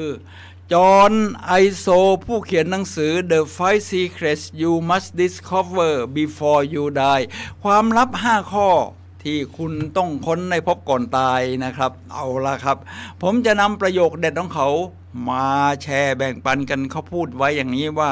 จงเลือกเส้นทางที่เอื้อให้เกิดเรื่องราวอันยอดเยี่ยมที่สุดเขาไม่ได้เลือกว่าจะต้องมีบ้านหลังใหญ่สุดรถหรูอย่างดีสุดอะไรทำนองนี้นะครับเพราะทรัพยากรในกระเป๋าที่เป็นก้อนใหญ่ๆอย่างที่ว่าที่จะลงทุนกันแบบนี้เนี่ยมันก็ต้องมีจำกัดไม่ใช่มีไม่จำกัดเราก็ต้องเลือกนี่ถ้าเป็นแนวทางของจอห์นไอโซเนี่ยเขาบอกว่าเลือกสร้างเส้นทางชีวิตที่ยอดเยี่ยมนะโดยการใช้เงินตัวนี้เอาในที่นี้ผมยกตัวอย่างของตัวผมเองที่เห็นชัดผมมีรายได้พอสมควรเนื่องจากผมเป็นนักการเงินนักการธนาคารเนี่ยนะครับรายได้ก็เขาเรียกว่าสูงนะทีนี้เมื่อมีรายได้สูงมันก็มีสิ่งตัดสินใจใหญ่ๆนอกจากจะเลือกซื้อ เลือกกินสเต็กกับเลือกซื้อหนังสือที่เป็นตัวอย่างแล้วเนี่ยนะครับท่านผู้ฟังครับผมมีสิ่งที่จะต้องเลือกก็คือเอาละเราสะสมเงินแน่นอนการจัดสรรปันส่วนของเงินเนี่ยเราก็ต้องแบ่งเรื่องการกินประจำวันเรื่องการลงทุนในชีวิตครั้งใหญ่ๆเช่นสร้างบ้านกับอย่างอื่นที่เป็นเรื่องของการสร้างเรื่องราวในชีวิตที่ยอดเยี่ยมที่จอห์นไอโซบอกผมจะเลือกยังไงดีครับถ้าผมเลือกว่าผมสร้างบ้านหลังเนี่ยให้มันอลังการเนี่ยมันก็ยังทำได้อยู่นะครับท่านผู้ฟังครับทำได้อยู่แต่ผมต้องตัดอย่างอื่นนะเช่นผมชอบการเดินทางชอบท่องเที่ยวชอบไปรอบโลกชอบเรียนรู้วัฒนธรรมในที่ต่างๆอยากรู้แลนด์มาร์คของประเทศต่างๆทั่วโลกนี่ว่ามันเป็นยังไงพีระมิดเป็นยังไงหอไอเฟลมันจะเป็นยังไงกำแพงเมืองจีนมันยิ่งใหญ่ขนาดไหนท่านผู้ฟังครับถ้าผมเลือกสร้างบ้านให้มันอลังการผมก็จะมีเหลือเงินอีกน้อยนิดหรือแทบไม่มีเลยที่จะเดินทางไปเที่ยวในสถานที่ที่ผมยกตัวอย่างเมื่อสักครู่จริงไหมครับท่านผู้ฟังครับทีนี้ผมก็นี่ก็เป็นการเลือกของการเลือกกับเสียโอกาสทีนี้ผมจะเลือกอย่างไรล่ะครับผมก็ชอบคำพูดของจอห์นไอโซที่ยกตัวอย่างว่าจงเลือกเส้นทางที่เอื้อให้เกิดเรื่องราวอันยอดเยี่ยมที่สุดผมก็อยากสร้างสตอรี่ให้ตัวเองผมก็เลือกเส้นทางว่าถ้าอย่างนี้บ้านก็ไม่ต้องหลังใหญ่มากสักเท่าไหร่สิเอาแค่พอกลางๆอยู่ได้มันก็ยังเหลือเงินอีกบางส่วนดิใช่ไม่ใช่ไหมครับทุกท่านฟังครับนี่เป็นการเลือกผมก็จะมีโอกาสแทนที่จะเสียโอกาสเนื่องจากมาเอาเงินมาสร้างบ้านซะหมดผมก็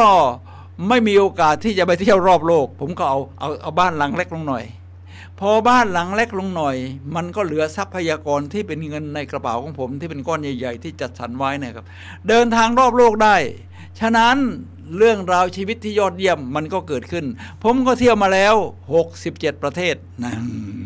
นี่ยกตัวอย่างนะครับแต่ถ้าผมเลือกอีกด้านหนึ่งเราอยากสร้างเรื่องราวในชีวิตที่ยอดเยี่ยมแล้วผมจะต้องเดินทางให้ครบ200กว่าประเทศมันต้องใช้เงินมหาศาลแน่ถึงผมจะไปเที่ยวรอบโลกแต่อย่างประเทศใหญ่ๆอย่างบราซิลอะไรเงี้ยผมก็ยังไม่ได้ไปถ้าผมเลือกที่จะไปหมดไป阿拉斯ก้าไปเลยนะครับเงินที่ผมใช้ในเรื่องของการเดินทางมันก็มหาศาลผมก็จะเหลือเงินจำนวนที่น้อยมากนะที่จะมาสร้างบ้านคราวนี้หลังมันเล็กเกินหรือแทบอยู่ไม่ได้อย่างนี้นี่ผมก็เสียโอกาสในเรื่องของการอยู่อาศัยในชีวิตประจำวันจนกระทั่งที่จะต้องอยู่อาศัยในบ้านหลังนั้นจนสูงวัยแบบผมนี่นะครับนี่คือเรื่องของเป็นพามยกตัวอย่างนะครับให้เห็นว่าค่าเสียโอกาสมันเป็นแบบนี้ครับท่านผู้ฟังครับวันนี้เราเรียนเศรษฐศาสตร์กันในเรื่องของสตอรี่นะผมจะพูดถึงบุคคลอื่นๆนะครับในเรื่องนี้จอห์นไอโซเขาก็พูดต่ออย่างนี้ครับว่า2ข้อที่เราต้องรู้ในการดำเนินชีวิตอย่างมีปัญญาก็คือ 1. เรามีเวลาจำกัดที่ผมเกริ่นไปตั้งแต่ตอนต้นของรายการว่าเวลานี่เรามี24ชั่วโมงเท่ากันซึ่งยังระบุไม่ได้หมายถึงว่าความยืนยาวของอายุจริงไหมครับบางคนอาจจะเป็น100 ปีอาจจะ30 ปีนี่เป็นเรื่องราว 2. ในเวลาอันจำกัดและไม่แน่นอนนั้นเรามีทางเลือกเกือบไม่จำกัดตรงนี้เป็นหัวใจใหญ่เพราะเราเป็นผู้เลือกเป็นผู้กำหนดเส้นทางของเราเองในการใช้เวลาของเราจะเลือกสนใจอะไรทุ่มเทพลังงานให้แก่เรื่องไหนในที่สุดทางเลือกเหล่านั้นจะเป็นตัวกำหนดชีวิตของเราเองครับท่านผู้ฟังครับนี่ก็เรียกว่า เป็นเรื่องของการใช้เวลานะครับท่านผู้ฟังครับที่เป็นทรัพยากรที่สำคัญยิ่งที่ทุกคนมีเท่ากันทีนี้ผมจะยกตัวอย่างของฮอนเออร์บานครับฮอนเออร์บานนี่เขาเป็นผู้เขียนหนังสือที่มีแปลเป็นไทยด้วยนะครับที่ชื่อว่ามีชีวิตที่ดีมีบทเรียนดีๆให้ชีวิตครับชื่อก็ยอดเยี่ยมอยู่แล้วบอกว่าเราอยู่โดยการเลือกไม่ใช่โดยบังเอิญเช่นบอกว่าฉันเป็นอย่างเงี้ยก็ไม่ได้เลือกอะไรเนี่ยมันก็ปล่อยไปอย่างนั้นนะไม่ได้เลือกนะก็เรียกว่าเลือกที่จะไม่เลือกสิ่งที่เกิดขึ้นไม่ใช่สิ่งสำคัญที่สุดที่เกิดขึ้นกับเราเนี่ยนะแต่วิธีการที่เรารับมือกับสิ่งที่เกิดขึ้นต่างหากที่สำคัญเราเลือกที่จะคิดและเลือกที่จะทำอะไรต่างหากนั่นคือสิ่งสำคัญที่สุดเรียกว่าสิ่งที่เกิดขึ้นกับเราไม่สำคัญเท่าการตอบสนองของเราต่อสิ่งที่เกิดขึ้นเหมือนกับที่ว่าถ้าเราตอนนี้เป็นเรื่องของที่ผมพูดในเรื่องของมหาภาคหรือแมคโครกันสักนิดนะครับท่านผู้ฟังครับเพราะว่ายังไงการเมืองกับเศรษฐกิจเนี่ยมันไปด้วยกันครับท่านผู้ฟังครับมันไปด้วยกั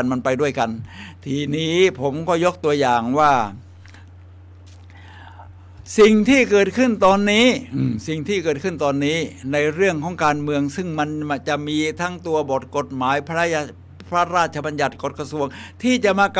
กระทบกับชีวิตเราเช่นผมยกตัวอย่างว่าเบี้ยเกษียณผู้สูงอายุจะปรับเป็นขึ้นไปเรื่อยๆเป็น 3,000 บาทอะไรทำนองนี้นะอันนี้ยกตัวอย่างให้เห็นใกล้ตัวแค่นั้นเองฉะนั้นสิ่งที่เกิดขึ้นตอนนี้เมื่อได้เสียงข้างมากของฝั่งประชาธิปไตยนี้แล้วเนี่ยนะครับ200เท่าไหร่นะเสียง300กว่าเสียงนะครับ300กว่าเสียงที่จำไม่ผิดนะ300กว่า313เสียงมันก็เกินกึ่งหนึ่งของสสทั้งหมดในสภาคือ200คือทั้งหมดเนี่ย500ที่นั่งแต่ยังเลือกนายกไม่ได้ เพราะมันมีผลพวงจากรัฐธรรมนูญที่ร่างเอาไว้แล้วตั้งแต่นู้นนะครับตั้งแต่ปี60นะครับท่านผู้ฟังครับกำหนดว่าสวหรือสมาชิกวุฒิสภาเนี่ยสามารถมีสิทธิ์เลือกตั้งนายกได้ด้วยอีก250คนน่ะข่าวนี้มันต้องถ้าจะเอา2สภามารวมกันมันต้องได้โอ้โหกึ่งหนึ่งก็ต้อง376เสียงอ่ะโอ้มันขาดอีกเยอะไปหาจากไหนทีนี้เรียกว่านี่คือสิ่งที่เกิดขึ้นกับเรานะนี่คือสิ่งที่เกิดขึ้นกับเรารวมทั้งประชาชนอย่างเราด้วยก็นี่คือสิ่งที่เกิดขึ้นจะบอกว่าการเมืองไม่เกี่ยวกับเรานี่มันไม่ใช่ไม่งั้นเราจะไปเลือกตั้งทำไมล่ะก็ไม่ต้องเลือกนี่เมื่อเราเลือกมาแล้วมันเป็นอย่างนี้ทีนี้สิ่งที่เกิดขึ้นกับเราไม่สำคัญว่าเราจะทำอะไรผมก็เลยมานั่งคิดดูว่าเดี๋ยวลองเป็นผู้สังเกตการดูบ้างสิว่า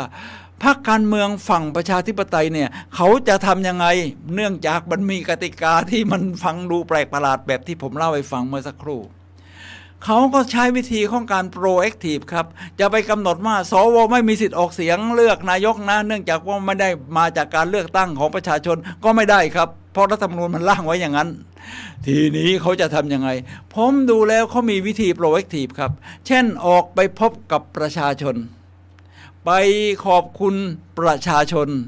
เสนอนโยบายไปเรื่อยๆรวมทั้งแต่เซ็น MOU แล้วก็มาประกาศในวันที่22พฤษภาคมคือวันจันทร์ที่จะถึงนี้แล้วก็เห็นว่าเทคนิคในการดำเนินการของเขาเนี่ยมันเดินหน้าไปเรื่อยๆไม่ต้องไปบ่นว่า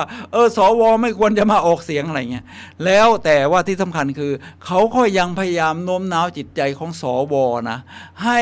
เห็นด้วยกับการเดินหน้าของประชาธิปไตยผมก็ในความเห็นผมนะก็คิดว่าครั้งนี้การเลือกตั้งนายกจะผ่านไปด้วยดีครับผมจะพูดถึงบุคคลต่อไปอีกคราวนี้ผมบอกว่าชีวิตคือการเลือกรวมทั้งเลือกและไม่เลือกนะซึ่งผมชอบกล่าวบ่อยๆอยู่แล้วเดี๋ยวจะกล่าวถึงกูรูคนอื่นบ้างดีกว่าครับท่านผู้ฟังครับตอนนี้ผมจะยกตัวอย่างของอาดัมคูและสจ๊วตแทน2คนนี้คือใครชื่อแปลกๆไหมเป็นชาวสิงคโปร์เดี๋ยวจะยกตัวอย่างสิงคโปร์มาเลเซียไทยเวียดนามกันนิดหน่อยนะ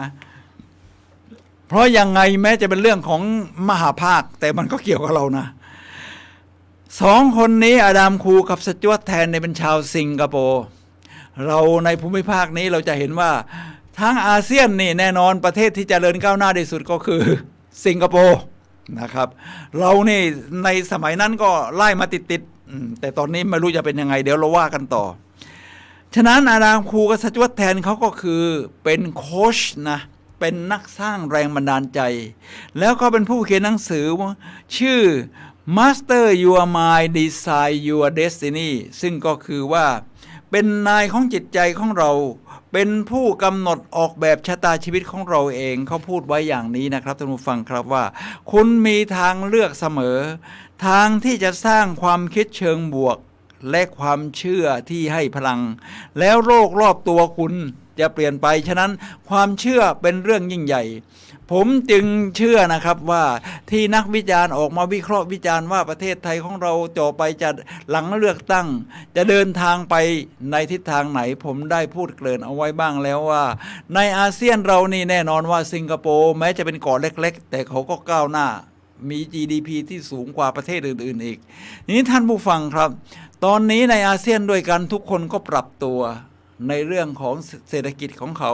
ไม่ว่าจะเป็นเวียดนามที่อเมริกาเองก็ให้การรับรองเวียดนามมาเลเซียอินโดนีเซียอะไรในเรื่องที่จะเข้ามาลงทุนยกเว้นไทยเราก็ยังงงอยู่แล้วทางสิงคโปร์กับมาเลเซียเขาก็จับมือกันส่วนทางด้านอินโดนีเซียนี่เขาก็ก้าวหน้าไปมากทั้งทางด้านประชาธิปไตยการเมืองการเปิดเผยข้อมูลในการงบประมาณของรัฐอะไรทำนองนี้นะครับซึ่งพรรคการเมืองใหม่ที่จะมาตั้งรัฐบาลเขาก็ในเมืองไทยก็ประกาศว่าเรื่องงบประมาณต่างๆในการจัดซื้อจัดจ้างที่จะต้องใช้จ่ายเขาจะมาประกาศไว้ในเว็บไซต์เลยให้ทุกคนเข้าถึงได้ว่ามันไปทางไหนบ้างอะไรโปร่งใสอะไรยังไงเนี่ยครับผมคิดว่านี่คือนิมิตหมายที่ดีเป็นโอกาสเป็น opportunity cost ของเราที่ว่าเราจะได้ของที่ว่าการคอร์รัปชันมันจะเกิดขึ้นได้ยากแน่นอนเงินที่เหลือมันก็กระจายมาถึงประชาชนอย่างเราเนี่ยได้มากขึ้นนี่คือยกตัวอย่างในประเทศอาเซียนด้วยกันเดี๋ยวผมจะยกตัวอย่างอีกคนหนึ่งที่ยอดเยี่ยมนะครับท่านผู้ฟังครับคนนี้ชื่อว่าแอนดรูเขาเป็นเด็กไร้บ้านมาก่อนนะเขาเขียนหนังสือที่แปลเป็นไทยก็มีเขาพูดว่าเราต้องให้อภัยตัวเองแล้วเดินหน้าต่อไป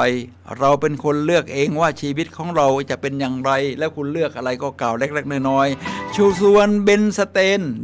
เนี่ยพูดว่าก้าวแรกที่ขาดไม่ได้ของการเดินทางไปคว้าสิ่งที่เราต้องการคือการตัดสินใจเลือกเสียก่อนว่าเราต้องการอะไรแน่นอนครับในเส้นทางชีวิตนะครับเพราะถ้าคุณเลือกอย่างหนึ่งเรากำลังพูดถึงหลักเศรษฐศาสตร์ในเรื่องของ opportunity cost ถ้าคุณเลือกอย่างหนึ่งคุณก็จะเสียโอกาสอีกอย่างหนึ่งใช่ไหมครับวันนี้เราเรียนเศรษฐศาสตร์ ในเรื่องของการเล่าเรื่องราว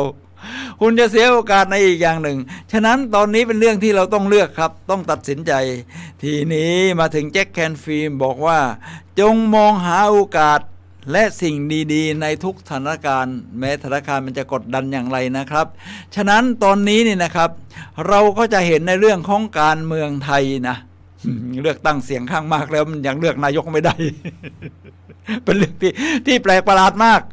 แล้วก็มีฝ่ายทั้งทางฝั่งประชาธิปไตยพยายามจะเดินหน้าเลยนะครับ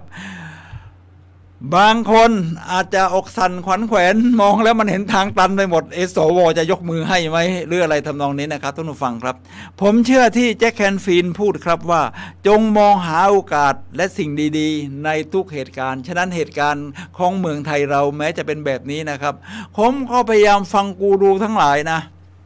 ว่าเขาจะมองหาโอกาสดีๆอย่างไรเพื่อให้เราเนี่ยนะครับในการใช้ชีวิตทั้งจุลภาคของเราที่เกี่ยวกับมหาภาคทั้งการเมืองเศรษฐกิจของประเทศและโลกนี้เนี่ยเราได้โอกาสเสียโอกาสยังไงบ้างผมฟังนักการเมืองนักวิเคราะห์นักเศรษฐศาสตร์จากหลายๆค่ายผมก็ฟังสิทธิชัยหยุ่นนะสิทธิชัยหยุ่นแน่นอนว่าส่วนใหญ่นัก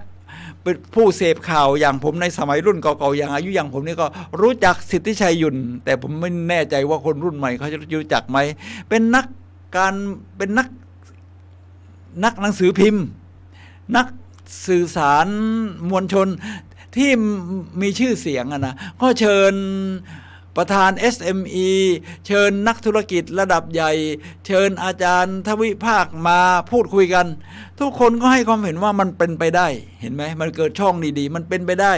ประเทศจะก้าวหน้าอย่างนั้นอย่างนี้อย่างนั้นอย่างนี้นี่นะครับรวมทั้งอาจารย์ส.ศิวรักษ์ซึ่งเป็นผู้ที่เป็นอาวุโสเป็นประชาชนอาวุโสนะราษฎรอาวุโสก็มาให้ความเห็นว่ามันเป็นไปได้ผมฟังจากนักอย่างผมจบจากมหาวิทยาลัยเกษตรศาสตร์ก็มีอาจารย์ผมก็จำชื่อไม่ได้นะท่านก็ออกมาวิเคราะห์เรื่องการเมืองนี่เยอะเพราะท่านเป็นอะไรสมาคมรัฐศาสตร์อะไรจากคณะรัฐศาสตร์ของมหาวิทยาลัยเกษตรศาสตร์มาบอกว่ามันเป็นไม่ได้เขาแกะฟันธงเลยว่าตั้งรัฐบาลได้ 100%เราก็มองเห็นสิ่งดีๆทีนี้ฝ่ายที่อยากจะกุมอำนาจเรื่องเดิมๆเอาไว้ก็ต้องมีแน่นอนอยู่แล้วเขาก็ต้องประโคมเขาว่าฝ่ายเขาดีกว่ากุมสิ่งต่างๆได้ดีกว่ามันต้องมาฝ่ายเขาได้แน่นอนตั้งรัฐบาลไม่ได้มันอยู่ที่เราเลือกแล้วครับคราวนี้ว่าจะเสพข่าวในโอกาสดีๆหรือเสพข่าวที่จะมันจะทำลายเรื่องที่เราตั้งใจกันเอาไว้ผมก็พยายามเอาดูละถ้าเป็นวิเคราะห์ที่ว่าจะให้ฝ่ายที่เสียงข้างน้อยมาอยู่ต่อนี่ผมว่ามันก็ผิดหลักประชาธิปไตยนะในความเป็นผมก็ไม่เสพข่าวประเภทนั้นที่ก็มาเสพข่าวประเภทเนี่ยสิทธิชัยยุนส.ศิวรักษ์หรือเรื่องเล่าเช้านี้ของคุณสรยุทธ์นั่นประมาณนี้นะครับซึ่งมันวิเคราะห์ว่ามันมองเห็นสิ่งดีๆแบบนี้ผมก็มาดูพรรคการเมืองที่เขาตั้งรัฐบาลกันเขาบอกว่าเขาก็ถึงกกต.ยังไม่ประกาศนี่นะครับเขาก็ไม่ยอมให้เกิดค่าเสียโอกาสในช่วงนี้ค่าเสียโอกาสเขาก็บอกว่าให้สสทุกคนเนี่ยทำออกหมายถึงปฏิบัติหน้าที่เลยแม้กกต.จะยังไม่รับรองเพราะนี่คือเสียงประชาชนที่เลือกคุณมาส่วนทางพรรคแต่ละพรรคเองก็พยายามที่จะเดินทางไปพบสมาคมต่างๆเช่น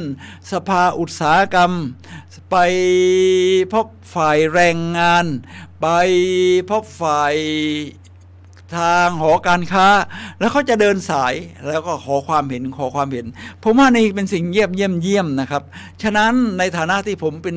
เหมือนกับผู้สื่อข่าวคนหนึ่งนะเป็นยูทูบเบอร์เป็นดีเจนี่ของช่องทางการสื่อสารของ FM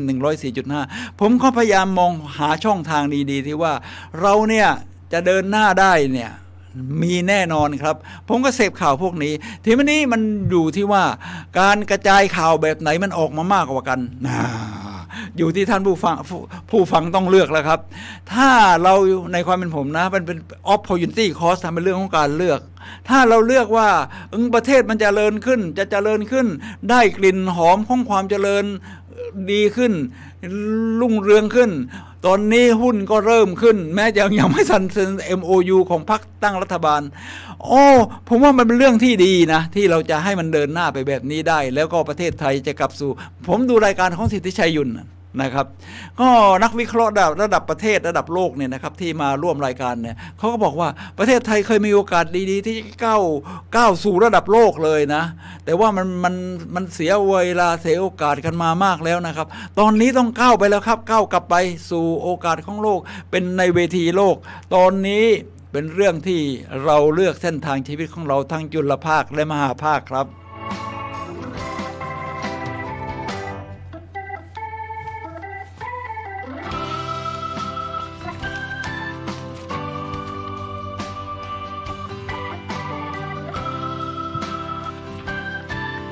ท่านผู้ฟังครับเดี๋ยวผมประกาศนิดนึงก่อนตอนเรื่องของการใช้เวลานี่เป็นเรื่องกำลังพูดเรื่องของค่าเสียโอกาสตอนนี้ก็มาครึ่งทางแล้วในรายการวิทยุพลังแห่งชีวิตนี่นะครับท่านผู้ฟังครับเรากำลังพูดถึงในหัวข้อนี่นะครับท่านผู้ฟังเรื่องค่าเสียโอกาสหรือ opportunity cost นะครับกับการเลือกเส้นทางชีวิตต่อหน่อยว่าทั้งทางจุลภาคและมหาภาคสิ่งที่ท่านสามารถเลือกได้นี่นะครับมันมีมากมายในการเลือกเส้นทางชีวิตของแต่ละคนหนึ่ง เส้นทางการเดินทางของชีวิต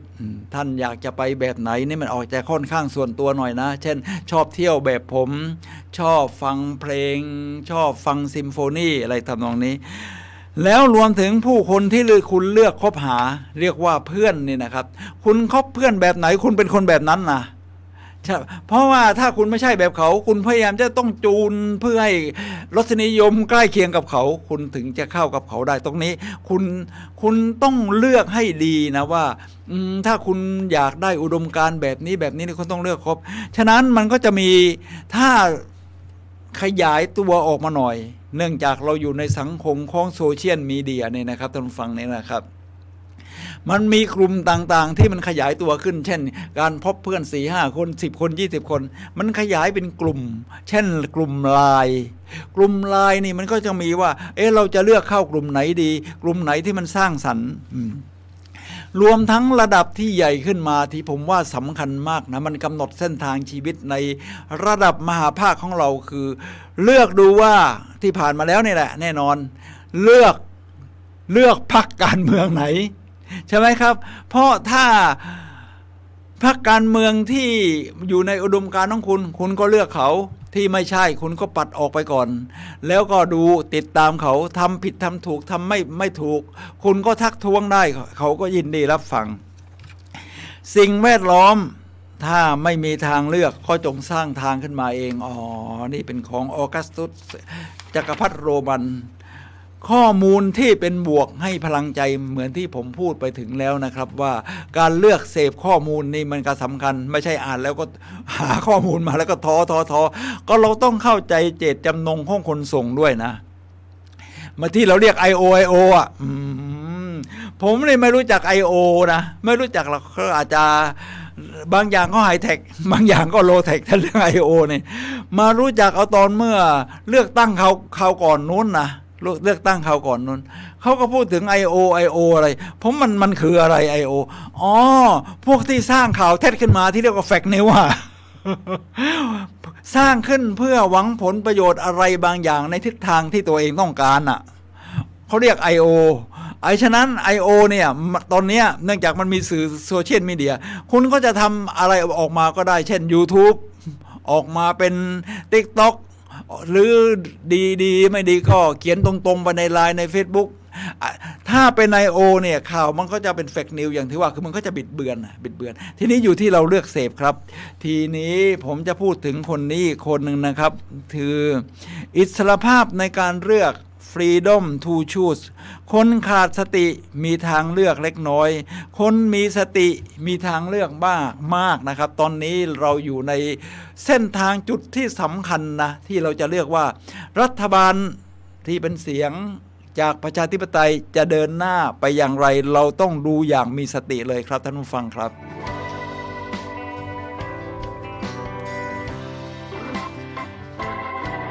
ทีนี้ผมจะยกตัวอย่างหน่อยนะครับอันนี้อาจจะเป็นเรื่องเกี่ยวกับจุลภาคส่วนตัวทั้งนิดหน่อยเอาอธิบายจุลภาคกับมหาภาคนิดหน่อยภาษาเศรษฐศาสตร์คือแมโครเอคโนมิกกับไมโครเอคโนมิกไมโครก็คือจุลภาคก็คือเศรษฐกิจเช่นเราเปิดร้านอาหารเป็นเรื่องส่วนตัวว่าเราจะบริหารจัดการยังไงอันนี้ส่วนตัวถ้าเป็นมหาภาคก็เป็นเรื่องของเช่นระบบภาษีระบบการจัดจ้าง GDPที่มันเป็นภาพกว้างๆนะครับฉะนั้นเดี๋ยววันนี้ช่วงนี้เดี๋ยวจะพูดถึงระดับจุลภาคกันนิดนึงผมเป็นคนชอบดูหนังผมดูหนังเรื่องดราฟนะหนังเรื่องดราฟนี่แปลว่าคือไปเลือกนักกีฬาในระดับของมหาวิทยาลัยที่เป็นตัวเต็งเก่งๆเพื่อมาเข้าทีมเป็นนักกีฬาอาชีพเช่นฟุตบอลอเมริกันกิจกรรมในการคัดเลือกคนมาร่วมงานแล้วก็ตรงนี้เนี่ยพระเอกเนี่ยบางทีก็เลือกผิดพลาดนะเนื่องจากกระแสกดดันพระเอกเนี่ยเป็นคนเลือกนักกีฬาบางทีก็ผิดพลาดแล้วก็มีการแลกตัวกันอะไรอย่างเงี้ยนะครับทีนี้นางเอกเขาพูดให้กำลังใจว่าคุณมีพรสวรรค์ซันนี่เป็นชื่อพระเอกคุณเห็นสิ่งที่คนอื่นไม่เห็นนี่คำถามผมมีตรงนี้ผมก็จะยกตัวอย่างนิดนึงนะครับตรงนี้มันมีคำถามในเรื่องของการ โต้ตอบหรือปุจฉากันเลยว่ามีคำถามว่ารู้มากทุกมากจริงไหมครับท่านผู้ฟังครับรู้มากทุกมากงั้นอย่าไปรู้อะไรมันเลยในสมัยเด็กผมก็เคยเห็น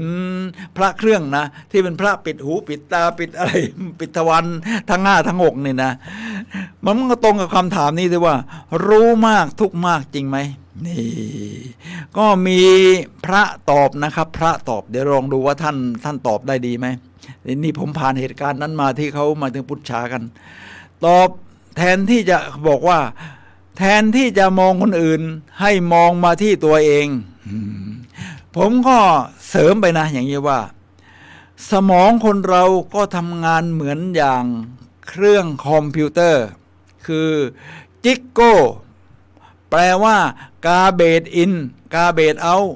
ถ้าคุณรับข้อมูลที่เป็นขยะเข้ามาเยอะๆคุณก็จะได้ข้อมูลที่เป็นขยะออกไปแพร่ต่อฉะนั้นตรงนี้ใส่ขยะเข้ามาก็จะได้ขยะออกมาฉะนั้นอย่าให้ใครเทขยะมาใส่ในหัวเราสิ่งที่สำคัญตอนนี้เนี่ยการมีทั้งกระบวนการ I.O. มีทั้งกระบวนการโจมตีมีทั้งกระบวนการสร้างสรรค์เสริมสร้างให้มันชีวิตประเทศมันเดินหน้าไปได้เราก็ต้องเลือกให้ดีนะครับถ้าไปเลือกประเภท I.O. มาเยอะนี่สิ่งที่เราพูดไปออกไปบางทีมันก็กลายเป็น I.O. ด้วยที่พวกคุณเสพข่าวประเภทนั้นเยอะฉะนั้นเลือกสิ่งดีๆที่ให้พลังแล้วจะรู้แทนที่จะรู้มากทุกมากก็อย่ารู้มากยอดเยี่ยมมากครับท่านผู้ฟังครับ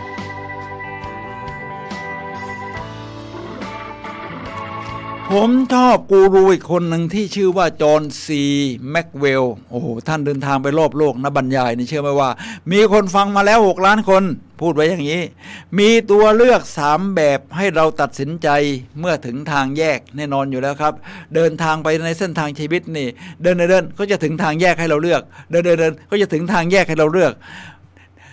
นี่เป็นระดับจุลภาคทีนี้มาถึงระดับมหาภาคตอนนี้ในเรื่องของประเทศไทยเราก็จะมาถึงทางเลือกที่สำคัญในระดับมหาภาคว่าเราจะเลือกเส้นทางเก่าหรือเราจะเลือกเส้นทางใหม่ที่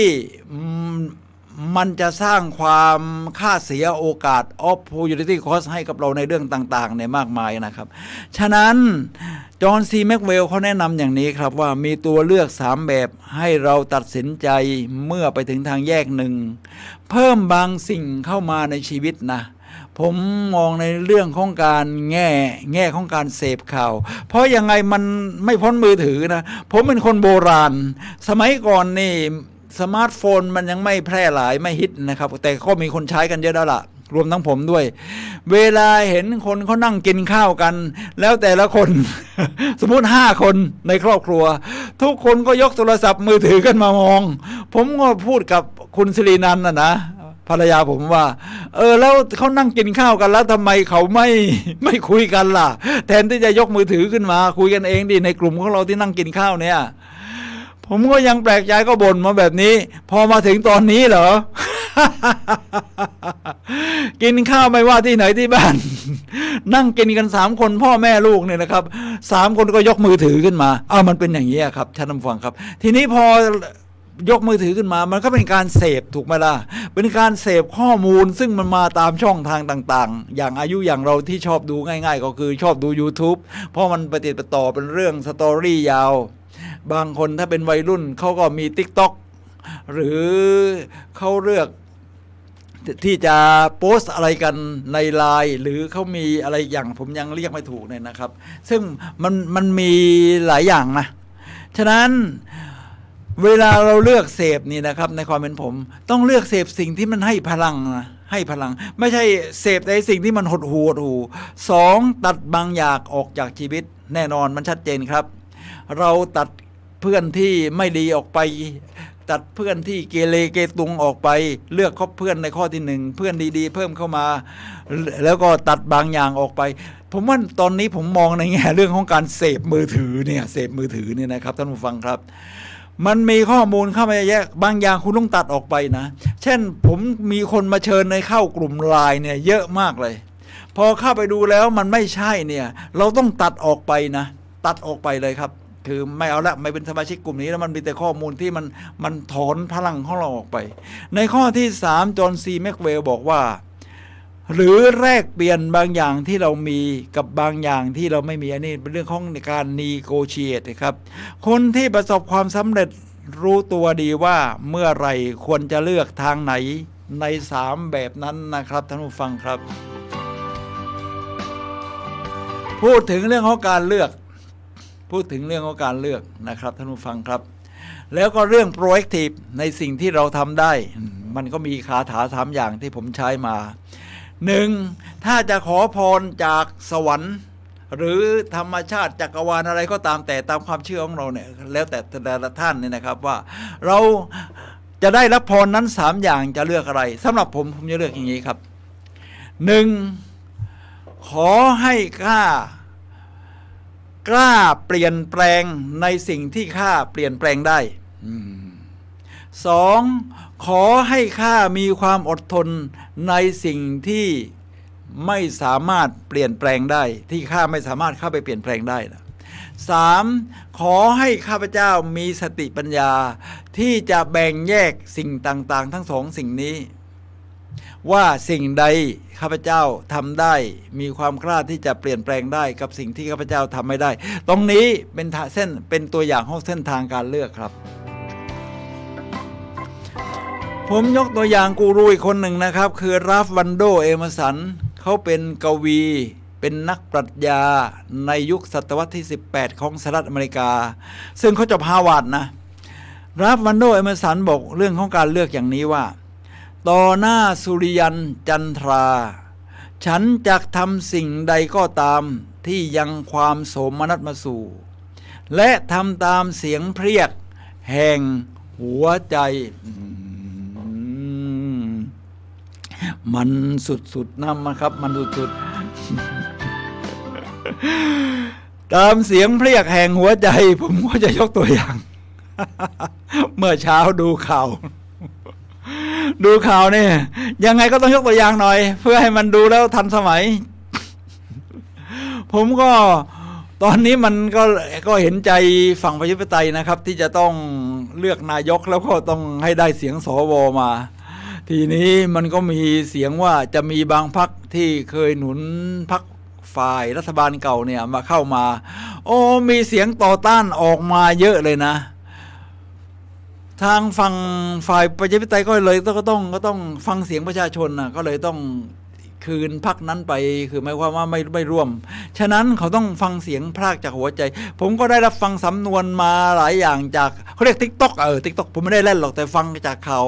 ทั้งทางโทรทัศน์สื่อหลักอะไรช่อง9ช่องอมรินทร์ทีวีเนี่ยเขาก็บอกได้ยินเสียง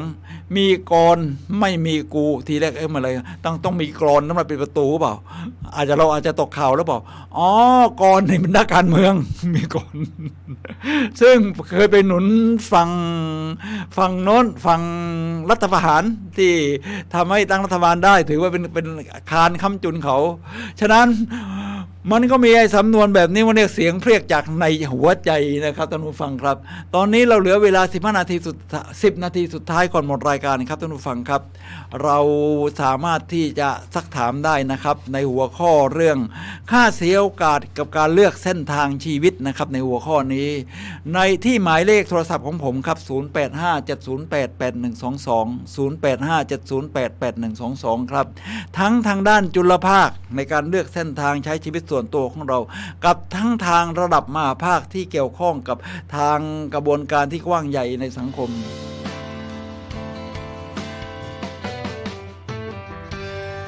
ผมชอบดูหนังอีกเรื่องหนึ่งครับท่านผู้ฟังครับหนังเรื่องนี้ชื่อว่า Night in Rodenthe ผมตอนนี้มีรูปให้ดูด้วยนี่ Night in แสดงพระเอกริชาร์ดเกียร์ถ้ารุ่นโบราณอย่างผมนี่รู้จักแน่นอนอยู่แล้วริชาร์ดเกียร์ครับนางเอกนี่นะครับนางเอกเขามีความฝันนะเขามีความฝันนางเอกนี่มีความฝันอยากทำอะไรครับท่านผู้ฟังครับนางเอกนี่นะครับมีความฝันอยากเป็นจิตรกรโอ้โหเป็นความฝันอันยิ่งใหญ่นะจะเป็นแวนโกะจะเป็นปิกัสโซทีนี้ได้ตามฝันไหมไม่ได้ครับ เพราะมันมีการเลือกเรื่องของการเลือกกับเรื่องของค่าเสียโอกาส opportunity cost เพราะคุณต้องไปอยู่อีกที่หนึ่งแล้วสิ่งแวดล้อมมันก็จะเปลี่ยนไปทำให้คุณเสียโอกาสที่จะได้เป็นจิตรกรตามที่คุณใฝ่ฝันไว้ตั้งแต่เด็กๆโตขึ้นมาแต่สิ่งที่คุณได้คือชีวิตครอบครัวที่ยอดเยี่ยมของคุณนี่คือการเลือกนะนี่คือการเลือกเหมือนที่เมแกนอะไรกับอะไรของอังกฤษอะไรเนี่ยนะครับเขาก็เส้นทางเลือกว่าจะมาทางนี้หรือจะไปทางโน้นผมก็ดูข่าวของอังกฤษเขาก็ออกมาเป็นอย่างนั้นนี่แบบเดียวกันครับทีนี้เมื่อไม่ได้เป็นจิตรกรหลังจากนั้นครอบครัวสามีเสียชีวิตครับแต่พออายุมากแล้วจะมาเริ่มเป็นจิตรกรอีกทีหนึ่งมันก็เริ่มยากแล้วสิ ทักษะอะไรมันก็หายไปหมดแต่นางเอกเราก็นี่นะครับก็ยังเก็บรูปเอาไว้นะเก็บรูปเอาไว้ที่เคยวาดเอาไว้อาจจะเสร็จบ้างบางรูปยังไม่เสร็จเลยนะวาดแล้วก็ต้องค้างไว้นะอยู่ในห้องเรียกว่าห้องเพดานคือบ้านเมืองทางตะวันตกนี่เขาจะมีห้องที่ติดกับหลังคาเป็นเพดานนี่นะครับทีนี้พระเอกเขานางเอกก็ต้องทำมาหากินก็เอาบ้านในมาทำเป็นโฮมสเตย์แบบบ้านเราอะนะที่ให้นักท่องเที่ยวเขามาพักได้เป็นโฮมสเตย์แล้วก็ทำอาหารเช้าเลี้ยงรวมทั้งค่าที่มาเช่าห้องพักห้องนอนรวมกันนางเอกก็ทำอาหารให้พระเอกกินพระเอกนี่กำลังมีปัญหาอะไรก็ไม่รู้ก็มาพักที่นี่อยู่หลายวันก็กินอาหารก็ได้คุยกับนางเอกก็พระเอกก็ต้องถามตามคล้ายๆกูรูสร้างแรงบันดาลใจอย่างผมที่ว่าชีวิตคุณเนี่ยใฝ่ฝันอะไรเอาไว้อะอยากจะทำอะไรในชีวิตนางเอกก็บอกว่าเดี๋ยวจะพาขึ้นไปดูที่ห้องวาดรูปอะ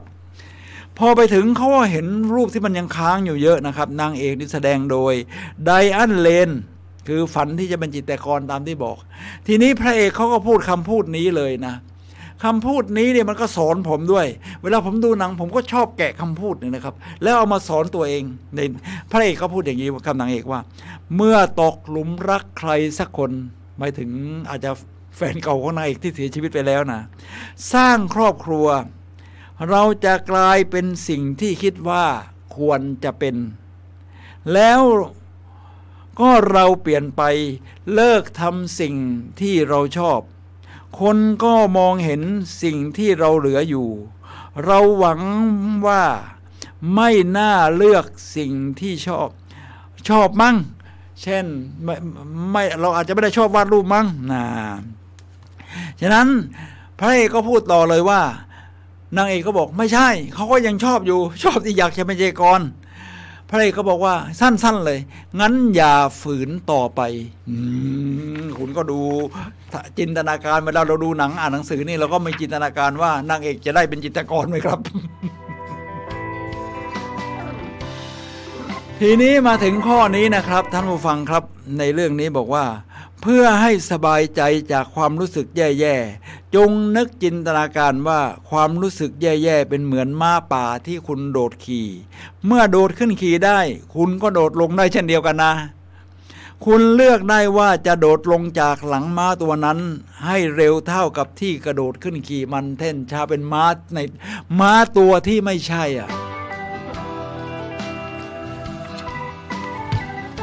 เหมือนกับที่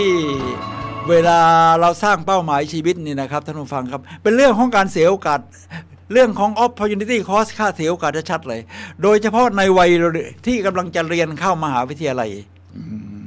ยกตัวอย่างเลยในรุ่นผมใครเรียนเก่งจะต้องเรียนอะไรครับแน่นอนอยู่แล้วคำตอบคือแพทย์หรือวิศวะทีนี้กระแสสังคมมันก็กดดันไปที่ครอบครัวด้วย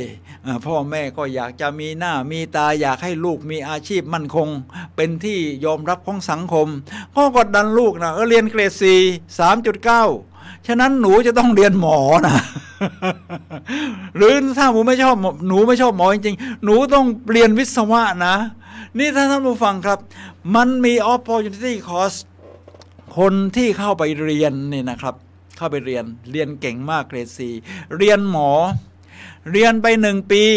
พอไปถึงวิชาที่มันจะต้องเจาะเลือดตรวจเลือด ไม่กลัวครับมันกลัวมันไม่ชอบมันไม่ชอบมันไม่ชอบลาออกจากปีหนึ่งคุณเสียโอกาสไป1 ปีถูกไหมบางคนเรียนหมอแล้วพอจบออกมาพ่อแม่ชื่นใจทำงานชดใช้ค่าเรียนมาแล้วสัก 2-3 ปี เสร็จแล้วก็ไปเปิดร้านอาหารเฉยเลยผมเห็นหมอที่กรุงเทพนะเปิดร้านขายอาหารนะหมอหลังจากใช้ทุนเสร็จเรียบร้อยค่าเสียโอกาส4 ปี6 ปีเรียนหมอใน6 ปีค่าเสียโอกาส6 ปีไปเรียนสิ่งที่คุณไม่ได้รักมันจริง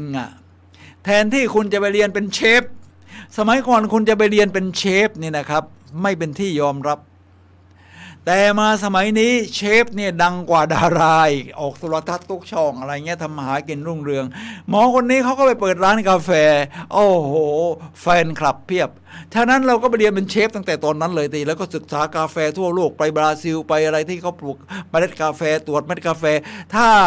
หมอคนนี้นะครับในเมืองไทยแกเอาจริงตั้งแต่ตอนนู้นเลยนะผมว่าสตาร์บัคอาจจะไม่เกิดนะอาจจะเกิดกาแฟในเมืองไทยนี่ แล้วมีแฟรนไชส์ไปทั่วโลกเอานี่เป็นตัวอย่างนะครับท่านผู้ฟังครับว่าละกระโดดลงจากหลังม้าเมื่อเราเอาบันไดไปพาดผิดกำแพงแล้วปีนขึ้นไปเกือบตายพอไปถึงที่บนสุดของกำแพงบอกว่าเฮ้ยมันไม่ใช่กำแพงที่เราจะเลือกนี่หว่าก็รีบลงมาครับอย่าไปเสียอะไรอาวรณ์อยู่บนกำแพงนะครับลงจากหลังม้าเลยครับ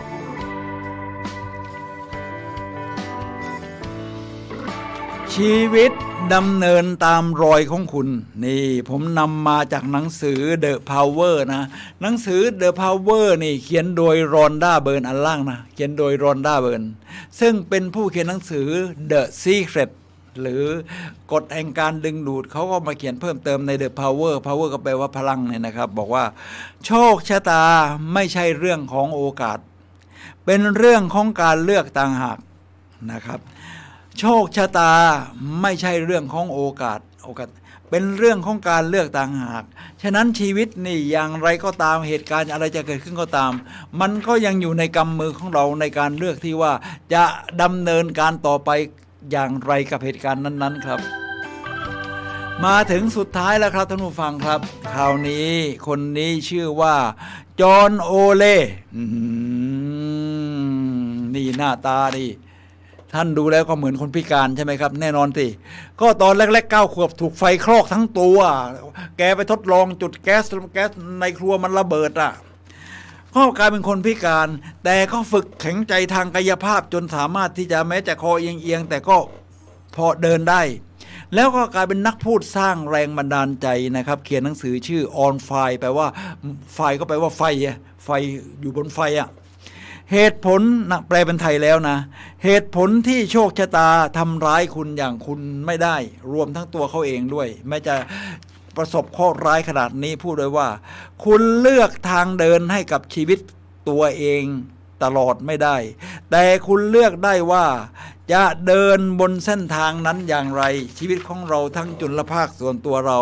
ทั้งเส้นทางของมหาภาคมาถึงแล้วครับว่าเราเลือกจะเดินเส้นทางในภาวะแวดล้อมแบบนี้อย่างไรทางเลือกอยู่ในกำมือของเรา Opportunity Cost ที่จะเกิดขึ้นก็อยู่ในกำมือของเราครับท่านผู้ฟังครับ